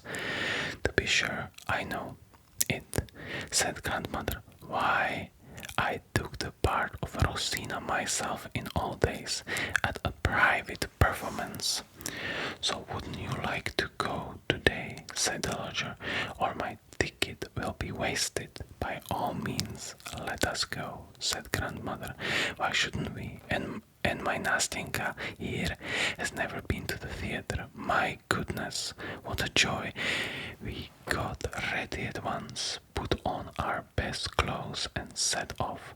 Though grandmother was blind, still she wanted to hear the music. Besides, she is a kind old soul. What she cared most for was to amuse me. We should never have gone off ourselves. What my impressions of the barber of Serville were, I won't tell you, but all that evening our lodger looked at me so nicely, talked so nicely, that I saw at once that he had meant to test me in the morning when he proposed that I should go with him alone. Well, it was joy. I went to bed so proud, so gay, my heart beat so that I was a little feverish, and all night I was raving about the barber of Seville. I expected that he would come and see us more and more often after that, but it wasn't so at all. He almost entirely gave up coming. He would just come in about once a month, and then only to invite us to theater. We went twice again, only I wasn't at all pleased with that. I saw that he was simply sorry for me because I was so hardly treated by grandmother, and that was all. As time went on, I grew more and more restless. I couldn't sit still, I couldn't read, I couldn't work. Sometimes I laughed and did something to annoy grandmother, and another time I would cry. At last I grew thin and was very nearly ill. The opera season was over, and our lodger had quite given up coming to see us. Whenever we met, always on the same staircase, of course, he would bow so silently, so gravely, as though he did not want to speak, and go down to the front door, while I went on standing in the middle of the stairs, as red as cherry, for all the blood rushed to my head at the sight of him. Now the end is near. Just a year ago, in May, the lodger came to us and said to grandmother that he had finished his business here and that he must go back to Moscow for a year. When I heard that, I sank into chair half dead. Grandmother did not notice anything, and having informed us that he should be leaving us, he bowed and went away. What was I to do? I thought and fretted, and at last I made up my mind. Next day he was to go away, and I made up my mind to end it all that evening when grandmother went to bed. And so it happened. I made up all my clothes in a parcel, all the linen I needed, and with the parcel in my hand, more dead than alive, went upstairs to our lodger. I believe I must have stayed an hour on the staircase. When I opened his door, he cried out as he looked at me. He thought I was a ghost and rushed to give me some water, for I could hardly stand up. My heart beat so violently that my head was doing. When I recovered, I began to laying my parcel on his bed, sat down beside it, hid my face in my hands, and went into floods of tears. I think he understood it all at once and looked at me so sadly that my heart was torn. "Listen," he began. "Listen, Nastenka, I can't do anything. I'm a poor man, for I have nothing, not even a decent berth. How could we live if I were to marry you?" We talked a long time, but at last I got quite frantic. I said I could not go on living with grandmother, that I should run away from her, that I did not want to be pinned to her, and that I would go to Moscow if he liked, because I could not live without him.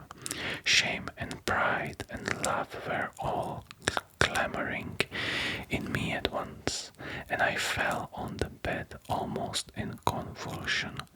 I was so afraid of a refusal. He sat for some minutes in silence, then got up, came up to me and took me by the hand.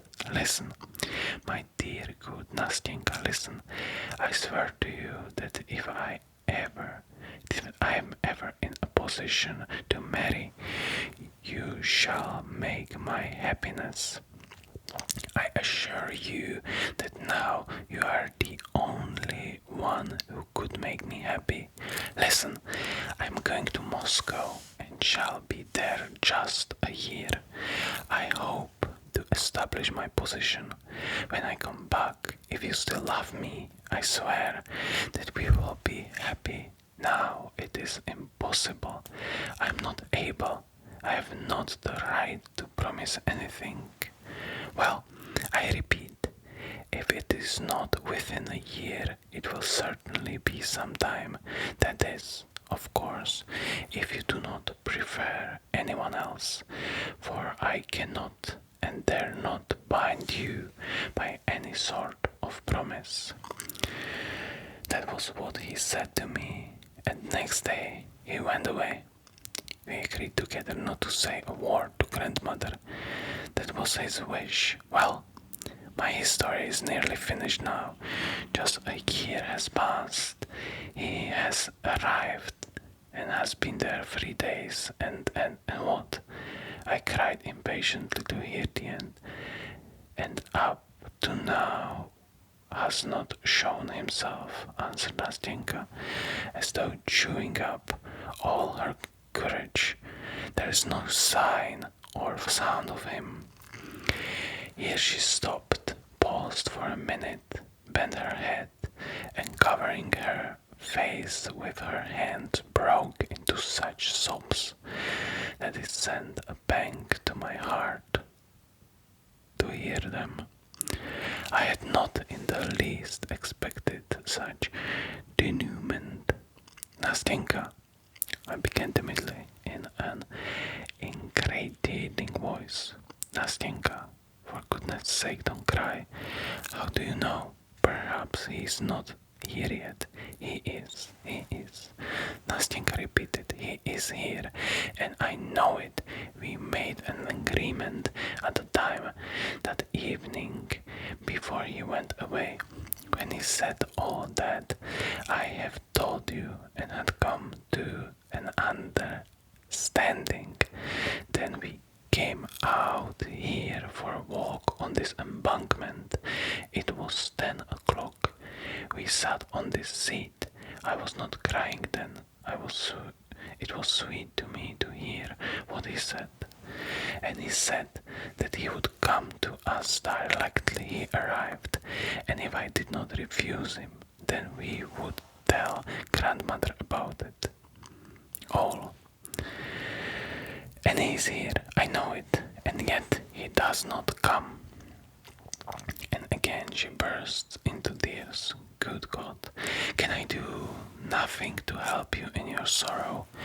I cried, jumping up from the seat in utter despair. "Tell me, Nastenka, wouldn't it be possible for me to go to him? Would that be possible?" impossible? She asked suddenly, raising her head. No, of course not, I said, pulling myself up. But I tell you what, write a letter. No, that's impossible. I can do that, she answered with decision, bending her head and not looking at me. How impossible? Why is it impossible? I went on, clinging to my idea. But Nastyenka, it depends what sort of letter. There are letters and Nastyenka, I'm right. Trust me.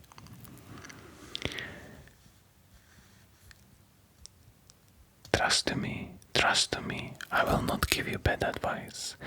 It can all be arranged. You took the first step. Why not now? I can't. It would seem as though I were forcing myself on him. Ah, good little Nastyenka, I said heartily, able to conceal a smile. No, you have a right to, in fact, because he made you a promise. Besides, I can see from everything that he is a man of delicate feeling, that he behaved very well. I went on, more and more carried away by the logic of my own arguments and convictions. How did he behave? He bound himself by a promise.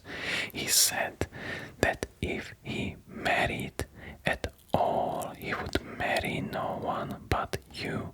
He gave you full liberty to refuse him at once. Under such circumstances, you may take the first step. You have the right. You are in the privileged position. If, for instance, you went to free him from his promise, listen, how would you write? Write what? This letter. I tell you how I would write, dear sir. Must I really begin like that, dear sir? You certainly must, though, after all, I don't know. I imagine, well, what next, there, sir? I must apologize for. But no, there's no need to apologize. The fact itself implies everything, right simply. I'm writing to you, forgive me my patience, but I have been happy for a whole year in hope. Am I to blame for being unable to endure a day of doubt now? Now that you have come, perhaps you have changed your mind. If so, this letter is to tell you that I do not repine nor blame you. I do not blame you because I have no power over your heart. Such is my fate. You are an honorable man. You will not smile or be vexed at those impatient lines. Remember, they are written by a poor girl, that she is alone, that she has no one to direct her, no one to advise her, and that she herself could never control her heart. But forgive me that the doubt has stolen, if only for one instant, into my heart. You are not capable of insulting, even in thought, her who so loved and so loves you. Yes, that's exactly what I was thinking, cried Nastyenka, and her eyes beamed with delight. Oh, you have solved my difficulties. God has sent you to me. Thank you. What for? For God sending me? I asked, looking delighted at her joyful little face. Why, yes, for that too. Nastyenka, why one thanks some people for being alive at the same time with one. I thank you for having met me, for my being able to remember you all my life. Well, enough. But now, I tell you what, listen, we made an agreement then that as soon as he arrived, he would let me know by leaving a letter with some good, simple people of my acquaintance who know nothing about it, or if it were impossible to write a letter to me, for a letter does not always tell everything. He would be there at 10 o'clock on the day he arrived, where we had arranged to meet. I know he has arrived already, but now it's the third day, and there is no sign of him and no letter. It's impossible for me to get away from grandmother in the morning. Give my letter tomorrow to those kind people I spoke to you about. They will send it on to him, and if there is an answer, you bring it tomorrow at 10 o'clock. But the letter, you see, you must write the letter first, so perhaps it must all be the day after tomorrow. The letter, said Nastyenka, a little confused, but the letter, but she did not finish. At first, she turned her little face away from me, flushed like a rose, and suddenly it felt in my hand a letter which had evidently been written long before, already and sealed up. A familiar, sweet and charming reminiscence floated through my mind. R-O, Sisina, na, I began. Rosina. We both hummed together, I almost embracing her with delight, while she blushed, as only she could blush, and laughed through the tears which gleamed like pearls on her black eyelashes. Come, enough, goodbye now, she said, speaking rapidly. Here is the letter. Here is the address to which you are to take it. Goodbye, till we meet again, till tomorrow. She pressed both my hands warmly, nodded her head, and flew like an arrow down her side street. I stood still for a long time, following her with my eyes. Till tomorrow, was ringing in my ears as she vanished from my sight. Third night. Today was a gloomy, rainy day, without a glimmer of sunlight. Like the old age before me, I am oppressed by such strange thoughts, such gloomy sensations. Questions still so obscure to me are crowding into my brain, and I seem to have either power nor will to settle them. It's not for me to settle all this. Today we shall not meet. Yesterday, when we said goodbye, the clouds began gathering over the sky, and a mist rose. I said that tomorrow it would be a bad day. She made no answer. She did not want to speak against her wishes. For her that day was bright and clear. Not one cloud should obscure her happiness. If it rains, we shall not see each other, she said. I shall not come. I thought that she would not notice today's rain, and yet she has not come. Yesterday was our third interview, our third white night. But how fine joy and happiness makes anyone, how brimming over with love the heart is. One seems longing to pour out one's whole heart. One wants everything to be gay, everything to be laughing, and how infectious the joy is. There was such a softness in her words, such a kind feeling in her heart towards me yesterday. How solicitous and friendly she was, how tenderly she tried to give me courage, and the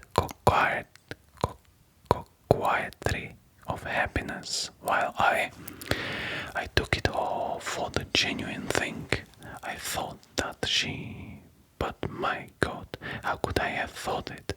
How could I have been so blind when everything had been taken by another already? already when nothing was mine. When in fact her very tenderness to me, her anxiety, her love, yes, love for me, was nothing else but joy at the thought of seeing another man so soon, desire to include me too in her happiness. When he did not come, when we waited in vain, she frowned, she grew timid and discouraged. Her movements, her words were no longer so light, so playful, so gay. And strange to say, she redoubled her attractiveness to me, as though instinctively desiring to lavish on me what she desired for herself so anxiously, if her wishes were not accomplished. My Nastyenka was so downcast, so dismayed, that I think she realized at last that I loved her, and was sorry for my poor love. So when we were unhappy, we feel the unhappiness of others more. Feeling is not destroyed, but concentrated. I went to meet her with full heart, and was all impatience.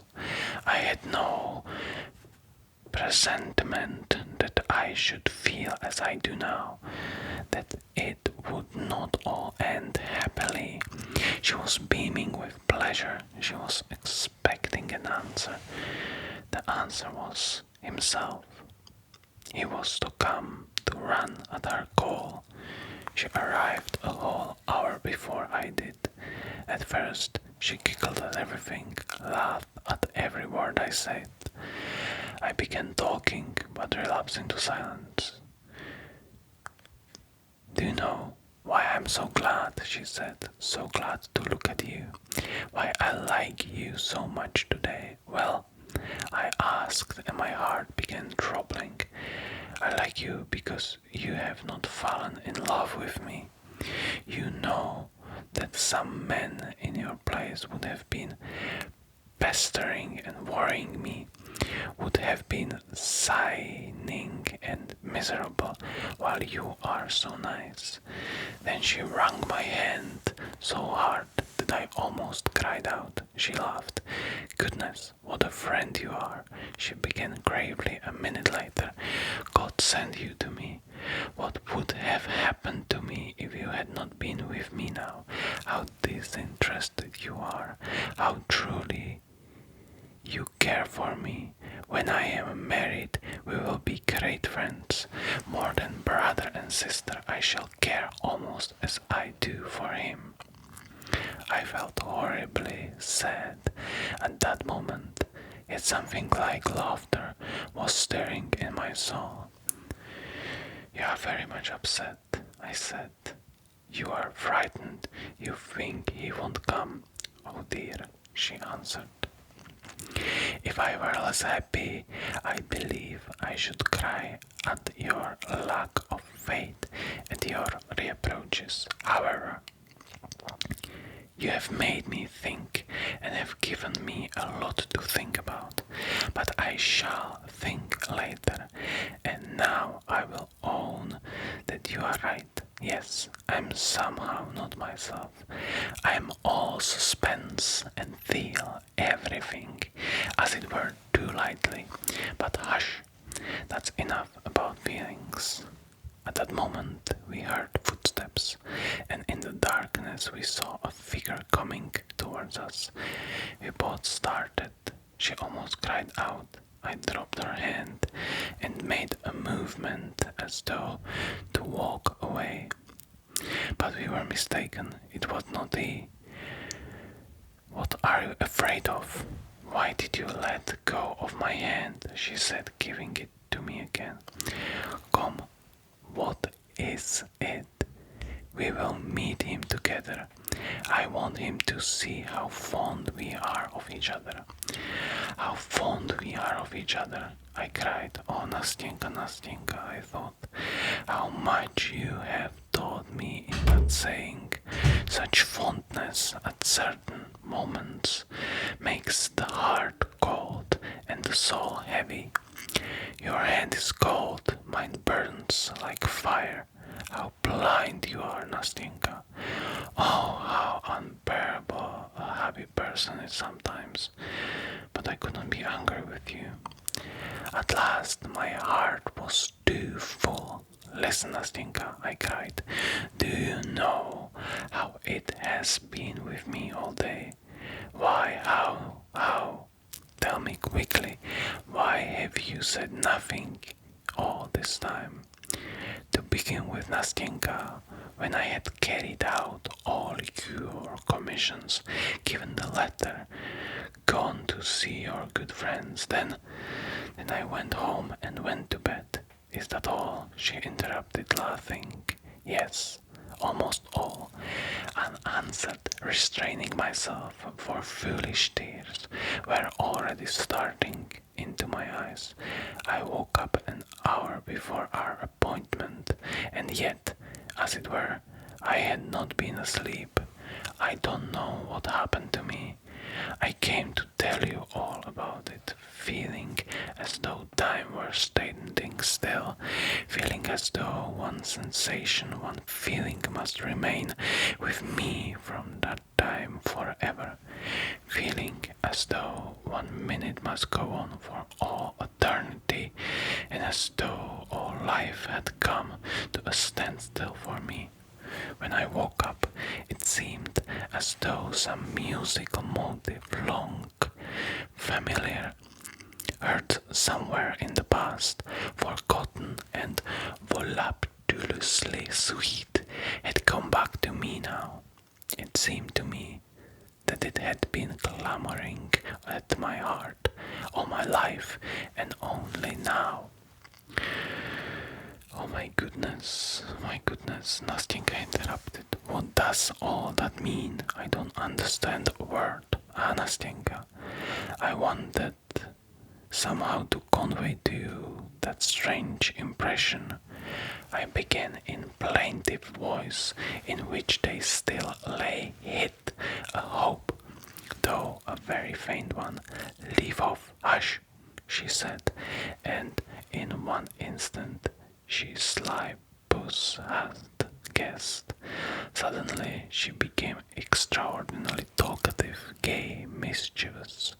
She took my arm, laughed, wanted me to laugh too, and very confused word I uttered evoked her prolonged ringing laughter.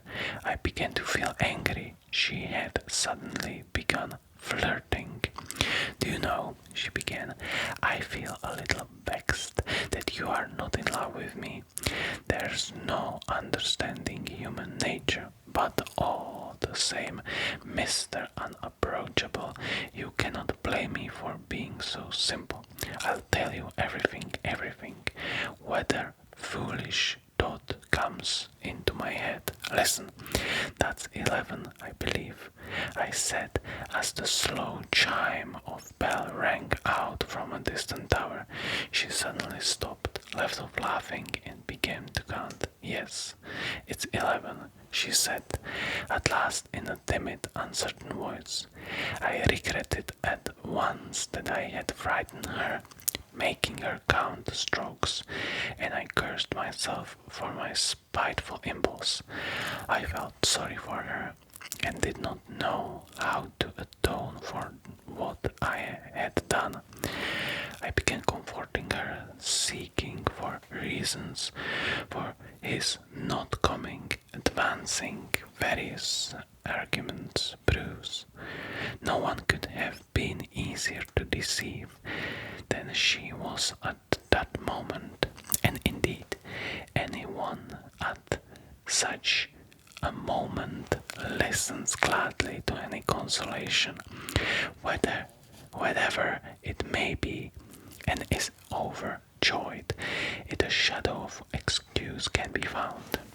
And indeed, it's an absurd thing. I began warming to my task and admiring the extraordinary clearness of my argument. Why he could not have come. You have muddled and confused me, Nastenka, that so that I too have lost count of the time. Only think, he can scarcely have received the letter. Suppose he is not able to come. Suppose he is going to answer the letter. Could not come before tomorrow. I will go for it as soon as it's light tomorrow and let you know at once. Consider, there are thousands of possibilities. Perhaps he was not at home when the letter came and may not have read it even now. Anything may happen, you know. Yes, said Nastyenka. I did not think of that.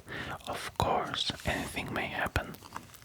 She went on in a tone that offered no opposition, though some other faraway thought could be heard like a vexatious discord in it.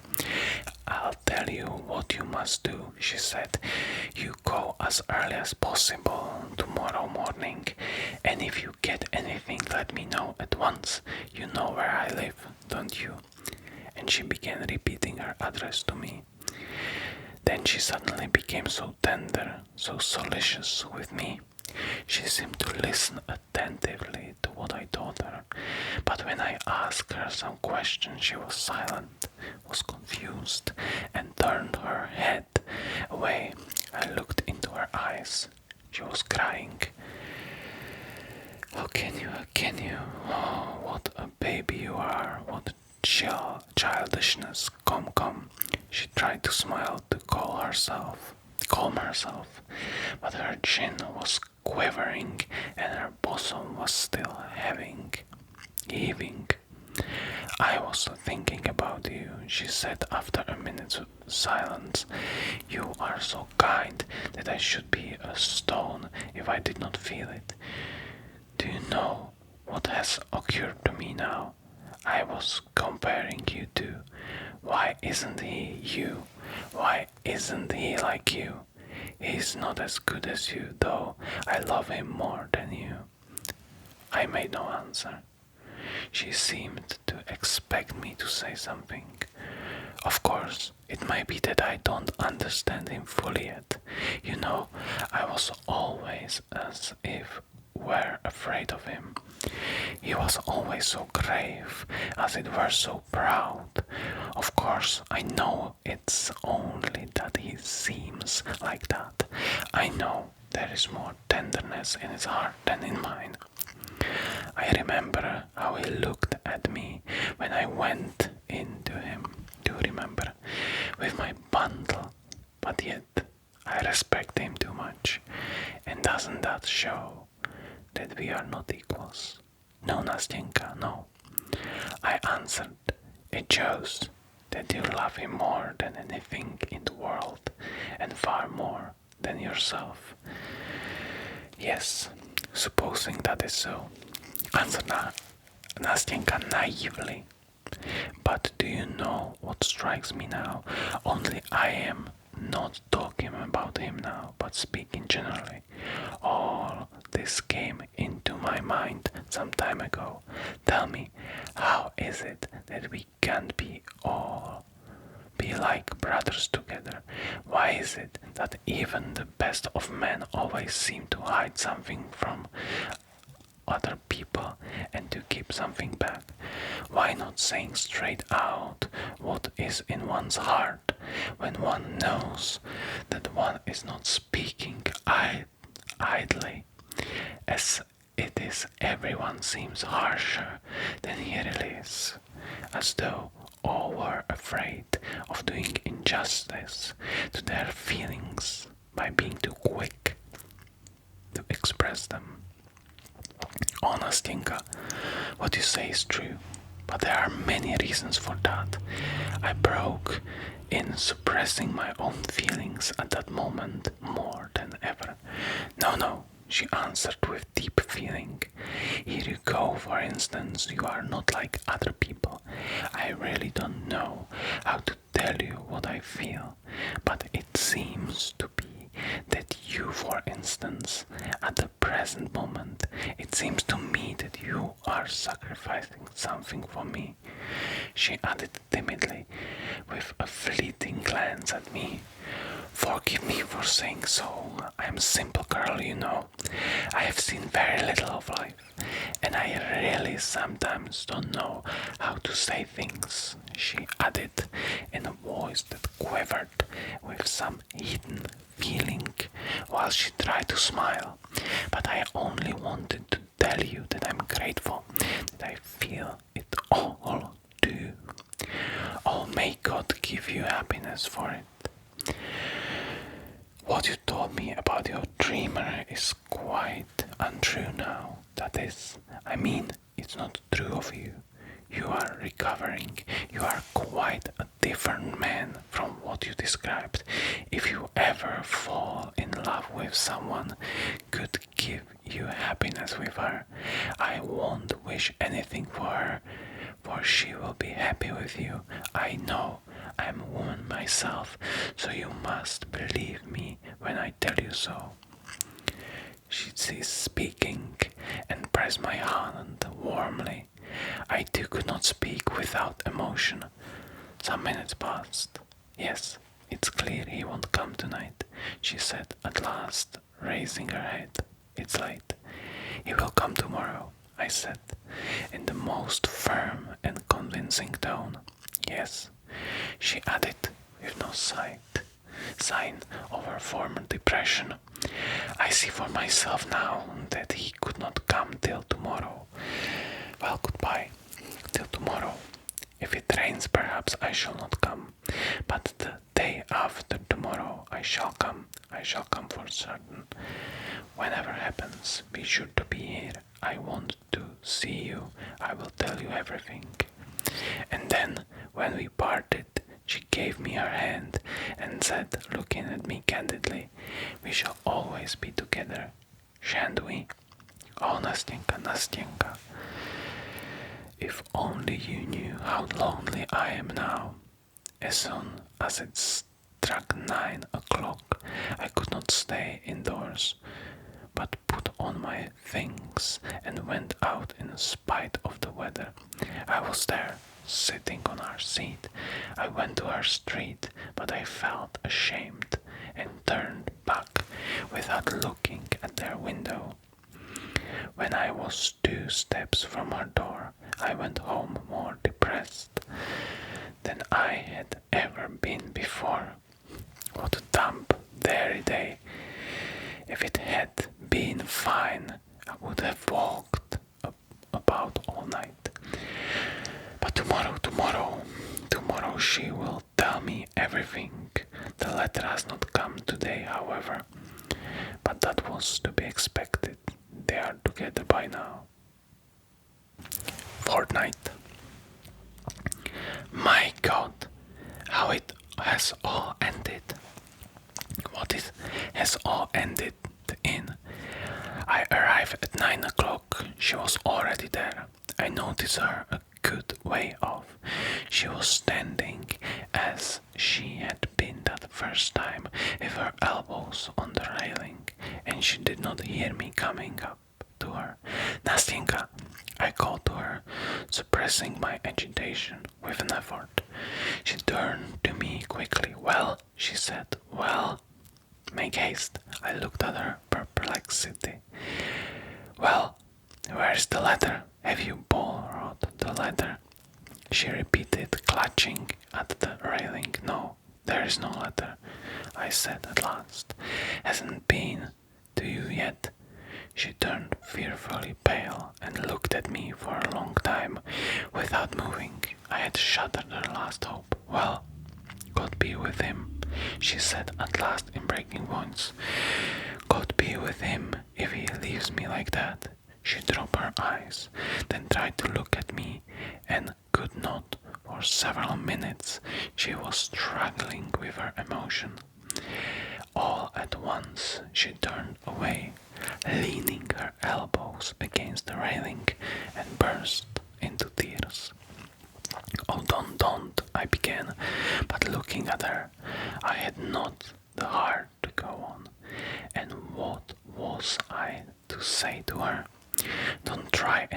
hurt me, she said.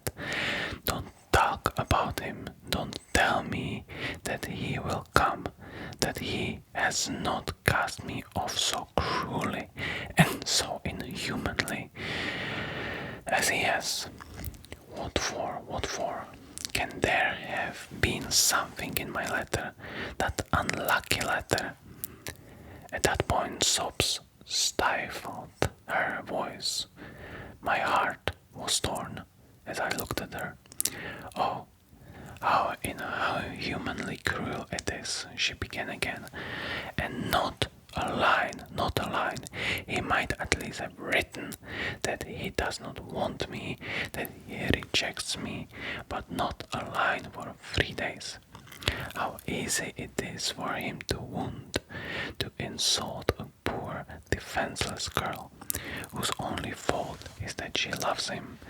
Oh, what I've suffered during these 3 days, oh dear, when I think that I was the first to go to him, that I humbled myself before him, cried, that I begged of him, and little love. And after that, listen, she said, turning to me, and her black eyes flashed.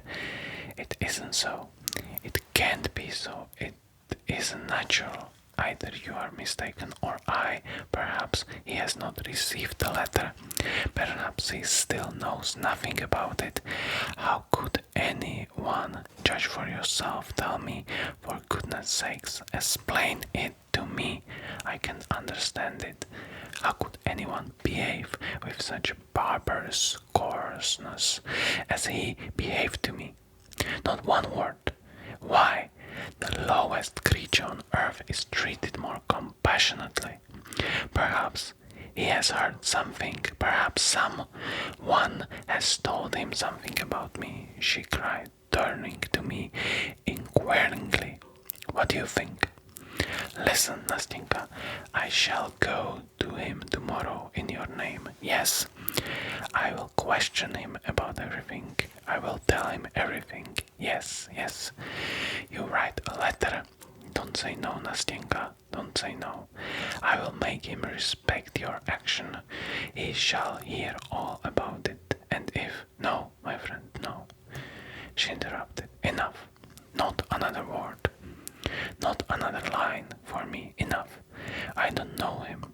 I don't love him anymore. I will forget him. She could not go on. Calm yourself, calm yourself. Sit here, Nastenka, I said, making her sit down on the seat. I am calm. Don't trouble. It's nothing. It's only tears. They will soon dry. Why do you imagine I shall do away with myself, that I shall throw myself into the river? My heart was full. I tried to speak, but I could not. Listen, she said, taking my hand. Tell me, you wouldn't have behaved like this, would you? You would not have abandoned a girl who had come to you of herself. You would not have thrown into her face a shameless taunt at her weak, foolish heart. You would have taken care of her. You would have realized that she was alone, that she did not know how to look after herself, that she could not guard herself from loving you, that it was not her fault, not her fault, that she had done nothing. Oh dear, oh dear. Nastenka, I cried at last, unable to control my emotion. Nastenka, you torture me. You wound my heart. You are killing me, Nastenka. I cannot be silent. I must speak at last. Give utterance to what is surging in my heart. As I said this, I got up from the seat. She took my hand and looked at me in surprise. What is the matter with you? She said at last. Listen, I said resolutely. Listen to me, Nastenka. What I'm going to say to you now is all nonsense, all impossible, all stupid. I know that this can never be, but I cannot be silent. For the sake of what you are suffering now, I beg you beforehand to forgive me. What is it? What is it? she said, drying her tears and looking at me intently, while a strange curiosity gleamed in her astonished eyes. What is the matter? It's impossible, but I love you, Nastyenka. There it is. Now everything is told, I said with a wave of my hand. Now you will see whether you can go on talking to me as you did just now, whether you can listen to what I am going to say to you. Well, what then? Nastyenka interrupted me. What of it? I knew you loved me long ago, only I always thought that you simply liked me very much. Oh dear, oh dear. At first it was simply liking, Nastyenka, but now, I'm just in the same position as you were when you went to him with your bundle. In a worse position than you, Nastyenka, because he cared for no one else as you do. What are you saying to me? I don't understand you in the least. But tell me, what's this for? I don't mean what for, but why are you so suddenly? Oh dear, I'm talking nonsense. But you, Nastyenka broke off in confusion. Her cheeks flamed. She dropped her eyes. What's to be done, Nastyenka? What am I to do? I am to blame.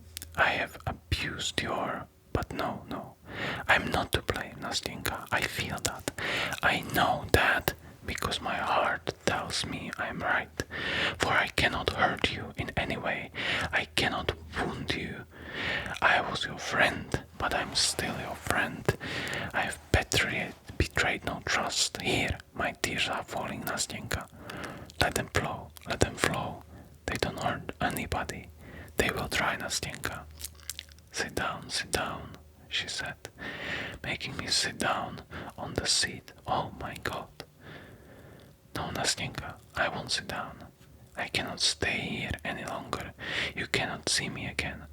I will tell you everything and go away.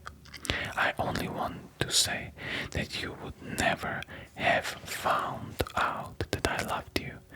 I would have kept it my secret. I would not have worried you at such a moment with my egoism, no.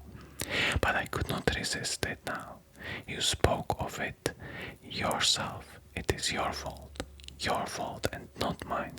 You cannot drive me away from you. No, I don't drive you away, no, said Nastyenka, concealing her confusion as best she could. Poor child. You don't drive me away, no, but I meant to run from you myself. I will go away, but first I will tell you all, for when you were crying here, I could not sit unmoved.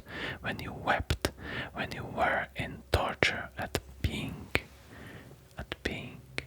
I will speak of it, Nastyenka, and being forsaken, at your love being repulsed, I felt that in my heart there was so much love for you, Nastyenka, so much love, and it seemed so bitter that I could not help you with my love.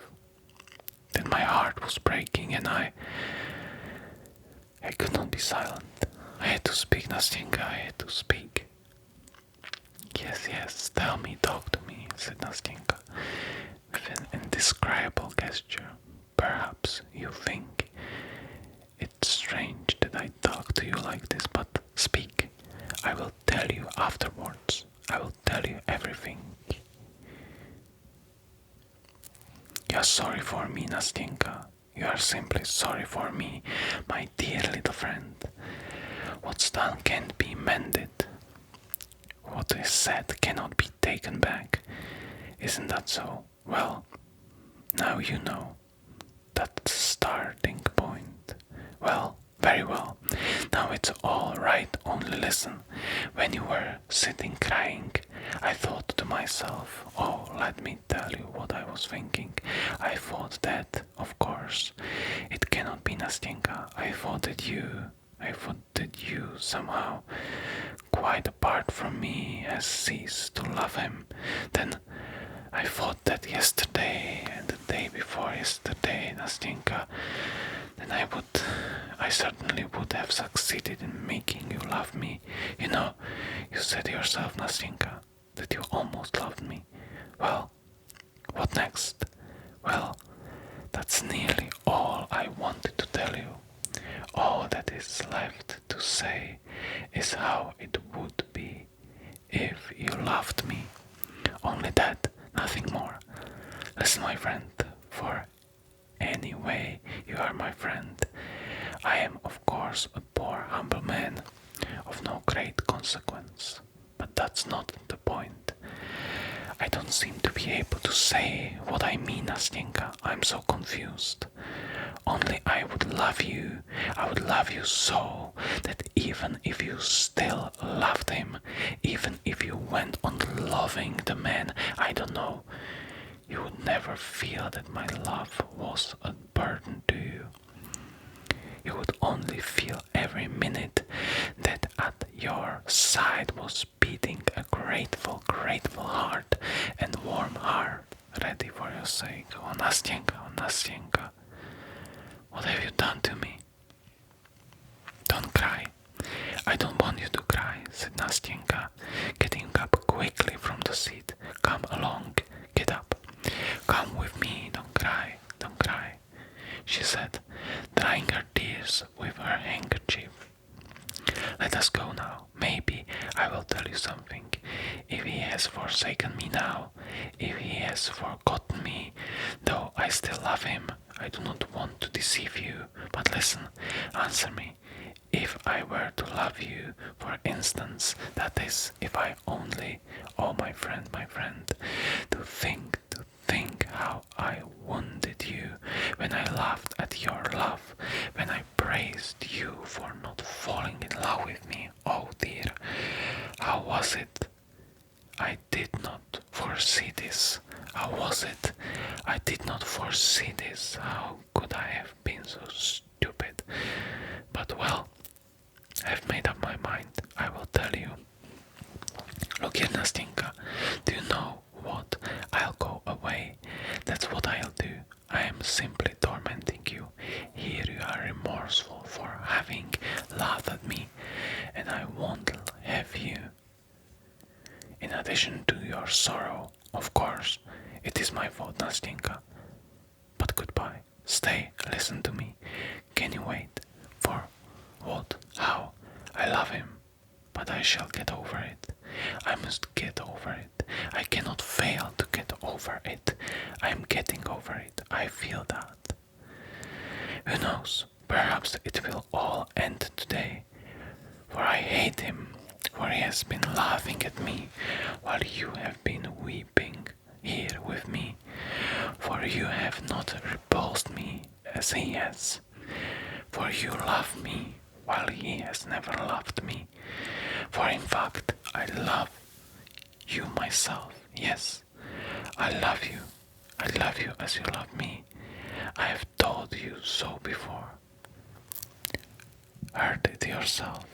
I love you because you are a better man than he is, because you are nobler than he is, because he... The poor girl's emotion was so violent that she could not say more. She laid her head upon my shoulder, then upon my bosom, and wept bitterly. I comforted her, I persuaded her, but she could not stop crying. She kept pressing my hand and saying between her sobs, wait, it will be over in a minute. I want to tell you, you mustn't think that these tears, it's nothing, it's weakness. Wait till it's over. At last she fell off crying, dried her eyes, and we walked on again. I wanted to speak, but she still begged me to wait. We were silent. At last she plucked up courage and began to speak. It's like this, she began in a weak and quivering voice, in which, however, there was a note that pierced my heart with a sweet pang. Don't think that I am so light and consonant. Don't think that I can forget and change so quickly. I have loved him for a whole year, and I swear by God that I have never, even in a thought, been unfaithful to him. He has despised me, he has been laughing at me. God forgive him. But he has insulted me and wounded my heart. I do not love him, for I can only love what is magnanimous, what understands me, what is generous, for I am like that myself, and he is not worthy of me. Well, that's enough of him. He has done better than if he had deceived my expectations later and shown me later what he was. Well, it's over. But who knows, my dear friend? She went on pressing my hand. Who knows? Perhaps my whole love was a mistaken feeling, a delusion. Perhaps it began in mischief, in nonsense, because I was kept so strictly by grandmother. Perhaps I ought to love another man, not him, a different man, who would have pity on me. And don't let us say any more about that. Nastinka broke off, breathless with emotion. I only wanted to tell you that if, although I love him, did love him, if in spite of this you still say, if you feel that your love is so great that it may at last drive from my heart my old feeling, if you will have pity on me, if you do not want to leave me alone to my fate without hope, without consolation, if you are ready to love me always as you do now, I swear to you that gratitude, that my love will be at last worthy of your love. Will you take my hand, Nastenka? I cried, breathless with sobs. Nastenka, oh Nastenka. Enough.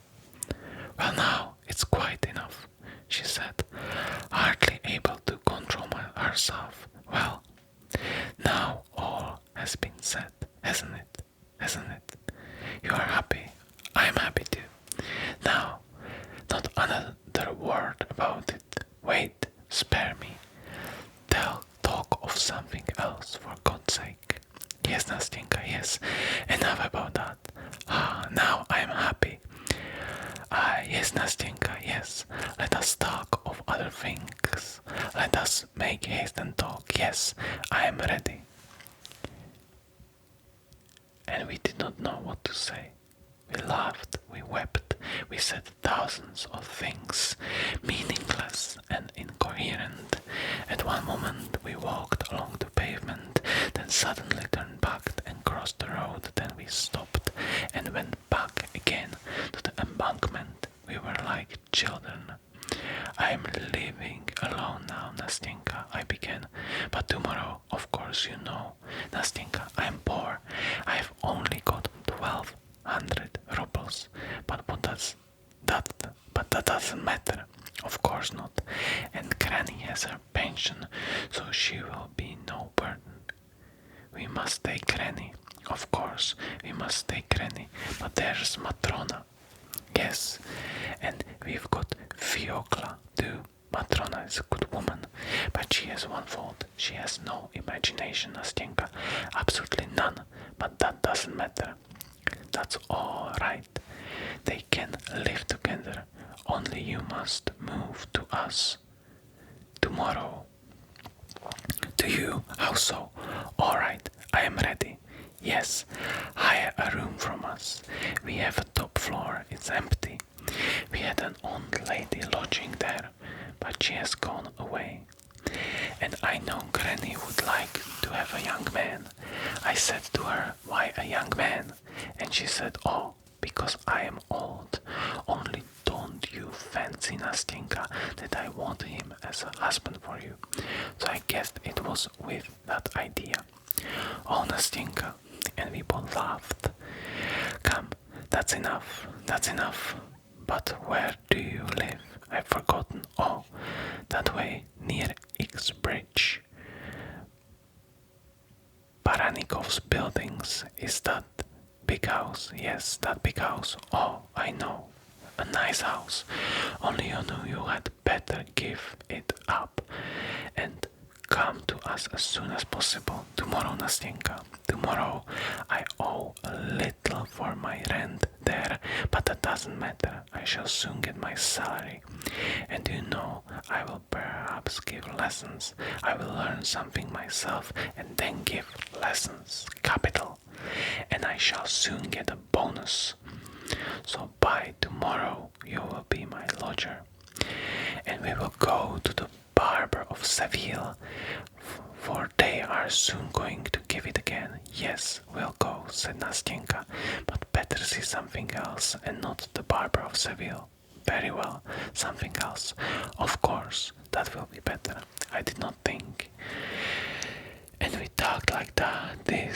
We walked along in sort of delirium, a sort of intoxication, as though we did not know what was happening to us. At one moment we stopped and talked for a long time at the same place. Then we went on again, and goodness knows where we went, and again tears and again laughter. All of a sudden Nastenka would want to go home, and I would not dare to detain her, but would want to see her to the house. We set off, and in a quarter of an hour found ourselves at the embankment by our seat. Then she would sigh, and tears would come into her eyes again. I would turn chill with dismay, but she would press my hand and force me to walk, to talk, to chatter as before. It's time. I was home at last. I think it must be very late, Nastenka said at last. We must give over being childish. Yes, Nastenka, only I shan't sleep tonight. I'm not going home. I don't think I shall sleep either. Only see me home. I should think so. Only this time we really must get to the house. We must. Honor bright, for you know one must go home sometime. Honor bright. I answered laughing. Well, come along. Look at the sky, Nastenka, look. Tomorrow it will be so lovely day. What a blue sky, what a moon. Look, that yellow cloud is covering it now. Look. No, it has passed by. Look. But Nastenka did not look at the cloud. She stood mute, as though turned to stone. A minute later, she huddled timidly close up to me. Her hand trembled in my hand. I looked at her. She pressed still more closely to me. At that moment, a young man passed by. He suddenly stopped, looked at us intently, and then again took a few steps on.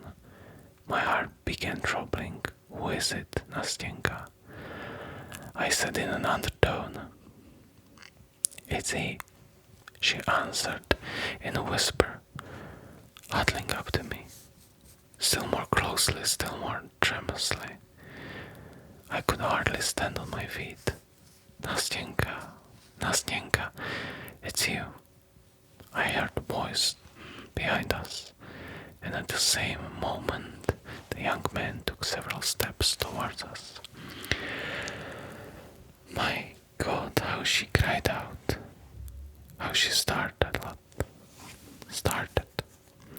how she tore herself out of my arms and rushed to meet him. I stood and looked at them, utterly crushed. But she had hardly given him her hand. She hardly flung herself into his arms when she turned to me again, was beside me again in a flash, and before I knew where I was, she drew both arms around my neck and gave me a warm, tender kiss. Then, without saying a word to me, She rushed back to him again, took his hand, and drew him after her. I stood a long time looking after them. At last, the two vanished from my sight. Morning. My night ended with the morning. It was a wet day. The rain was falling and beating disconsolately upon my window pane. It was dark in the room and grey outside. My head ached and I was giddy. Fever was stealing over my limbs. "There's a letter for you, sir." The postman brought it. Matrona said, stopping over me. "A letter from whom?" I cried, jumping up from my chair. "I don't know, sir. Better look. Maybe it's written there whom it is from." I broke the seal. It was from her. "Oh, forgive me. I beg you on my knees to forgive me.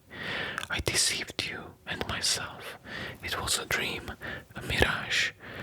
My heart aches for you today. Forgive me. Don't blame me, for I have not changed to you in the least. I told you that I would love you. I love you now. I more than love you. Oh my God, if I only could love you both at once. Oh, if only you were he. Oh, if only he were you," echoed in my mind. "Remembered your words, Nastyenka. God knows what I would do for you now. I know that you are sad and dreary. I have wounded you, but you know, when one loves, a wrong is soon forgotten, and you love me.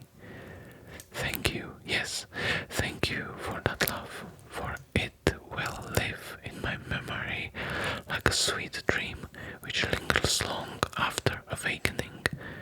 For I shall remember forever that instant when you opened your heart to me like a brother and so generously accepted the gift of my shattered heart to care for it, nurse it, and heal it. If you forgive me, the memory of your will be exalted by a feeling of everlasting gratitude which will never be effaced from my soul. I will treasure that memory. I will be true to it. I will not betray it. I will not betray my heart. It is too constant. It returned so quickly yesterday to him, to whom it has always belonged.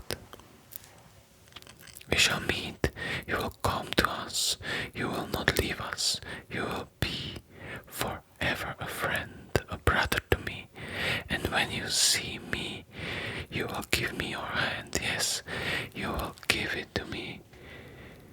You have forgiven me, haven't you? You love me as before. Oh, love me.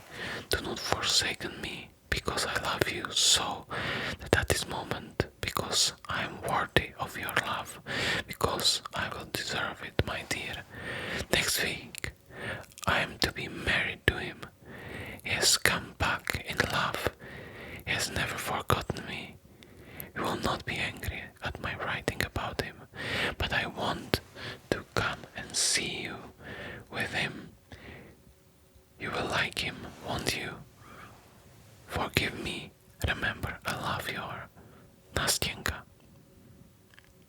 I read that letter over and over again for a long time. Tears gushed my eyes. At last, it fell from my hand.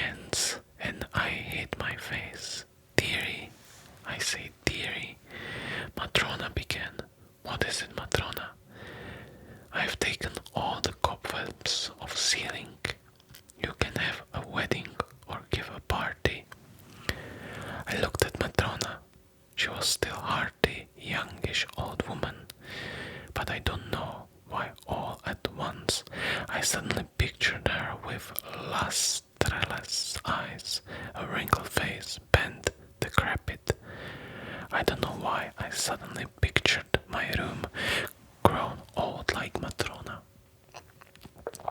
The walls and the floors looked discolored. Everything seemed tingly. The spider's webs were thicker than ever.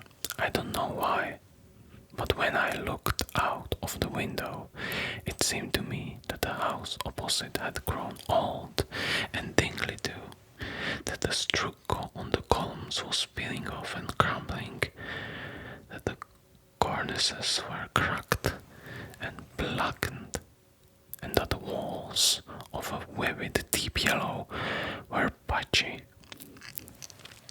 Either the sunbeams suddenly peeping out from the clouds for a moment were hidden again behind a veil of rain, and everything had grown tingly again before my eyes, or perhaps the whole vista of my future flashed before me, so sad and forbidding, and I saw myself just as I was now, 15 years hence, older, in the same room, just as solitary with the same Matrona, grown no cleverer for those 15 years.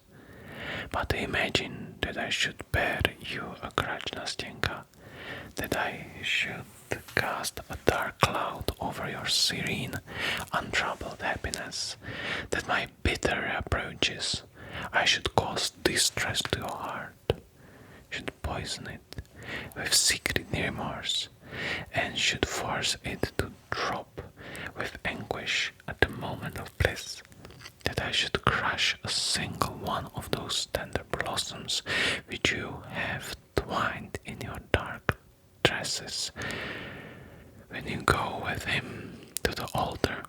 Oh, never, never. May your sky be clear, may your sweet smile be bright and untroubled, and may you be blessed for that moment of blissful happiness which you gave to another lovely and grateful heart.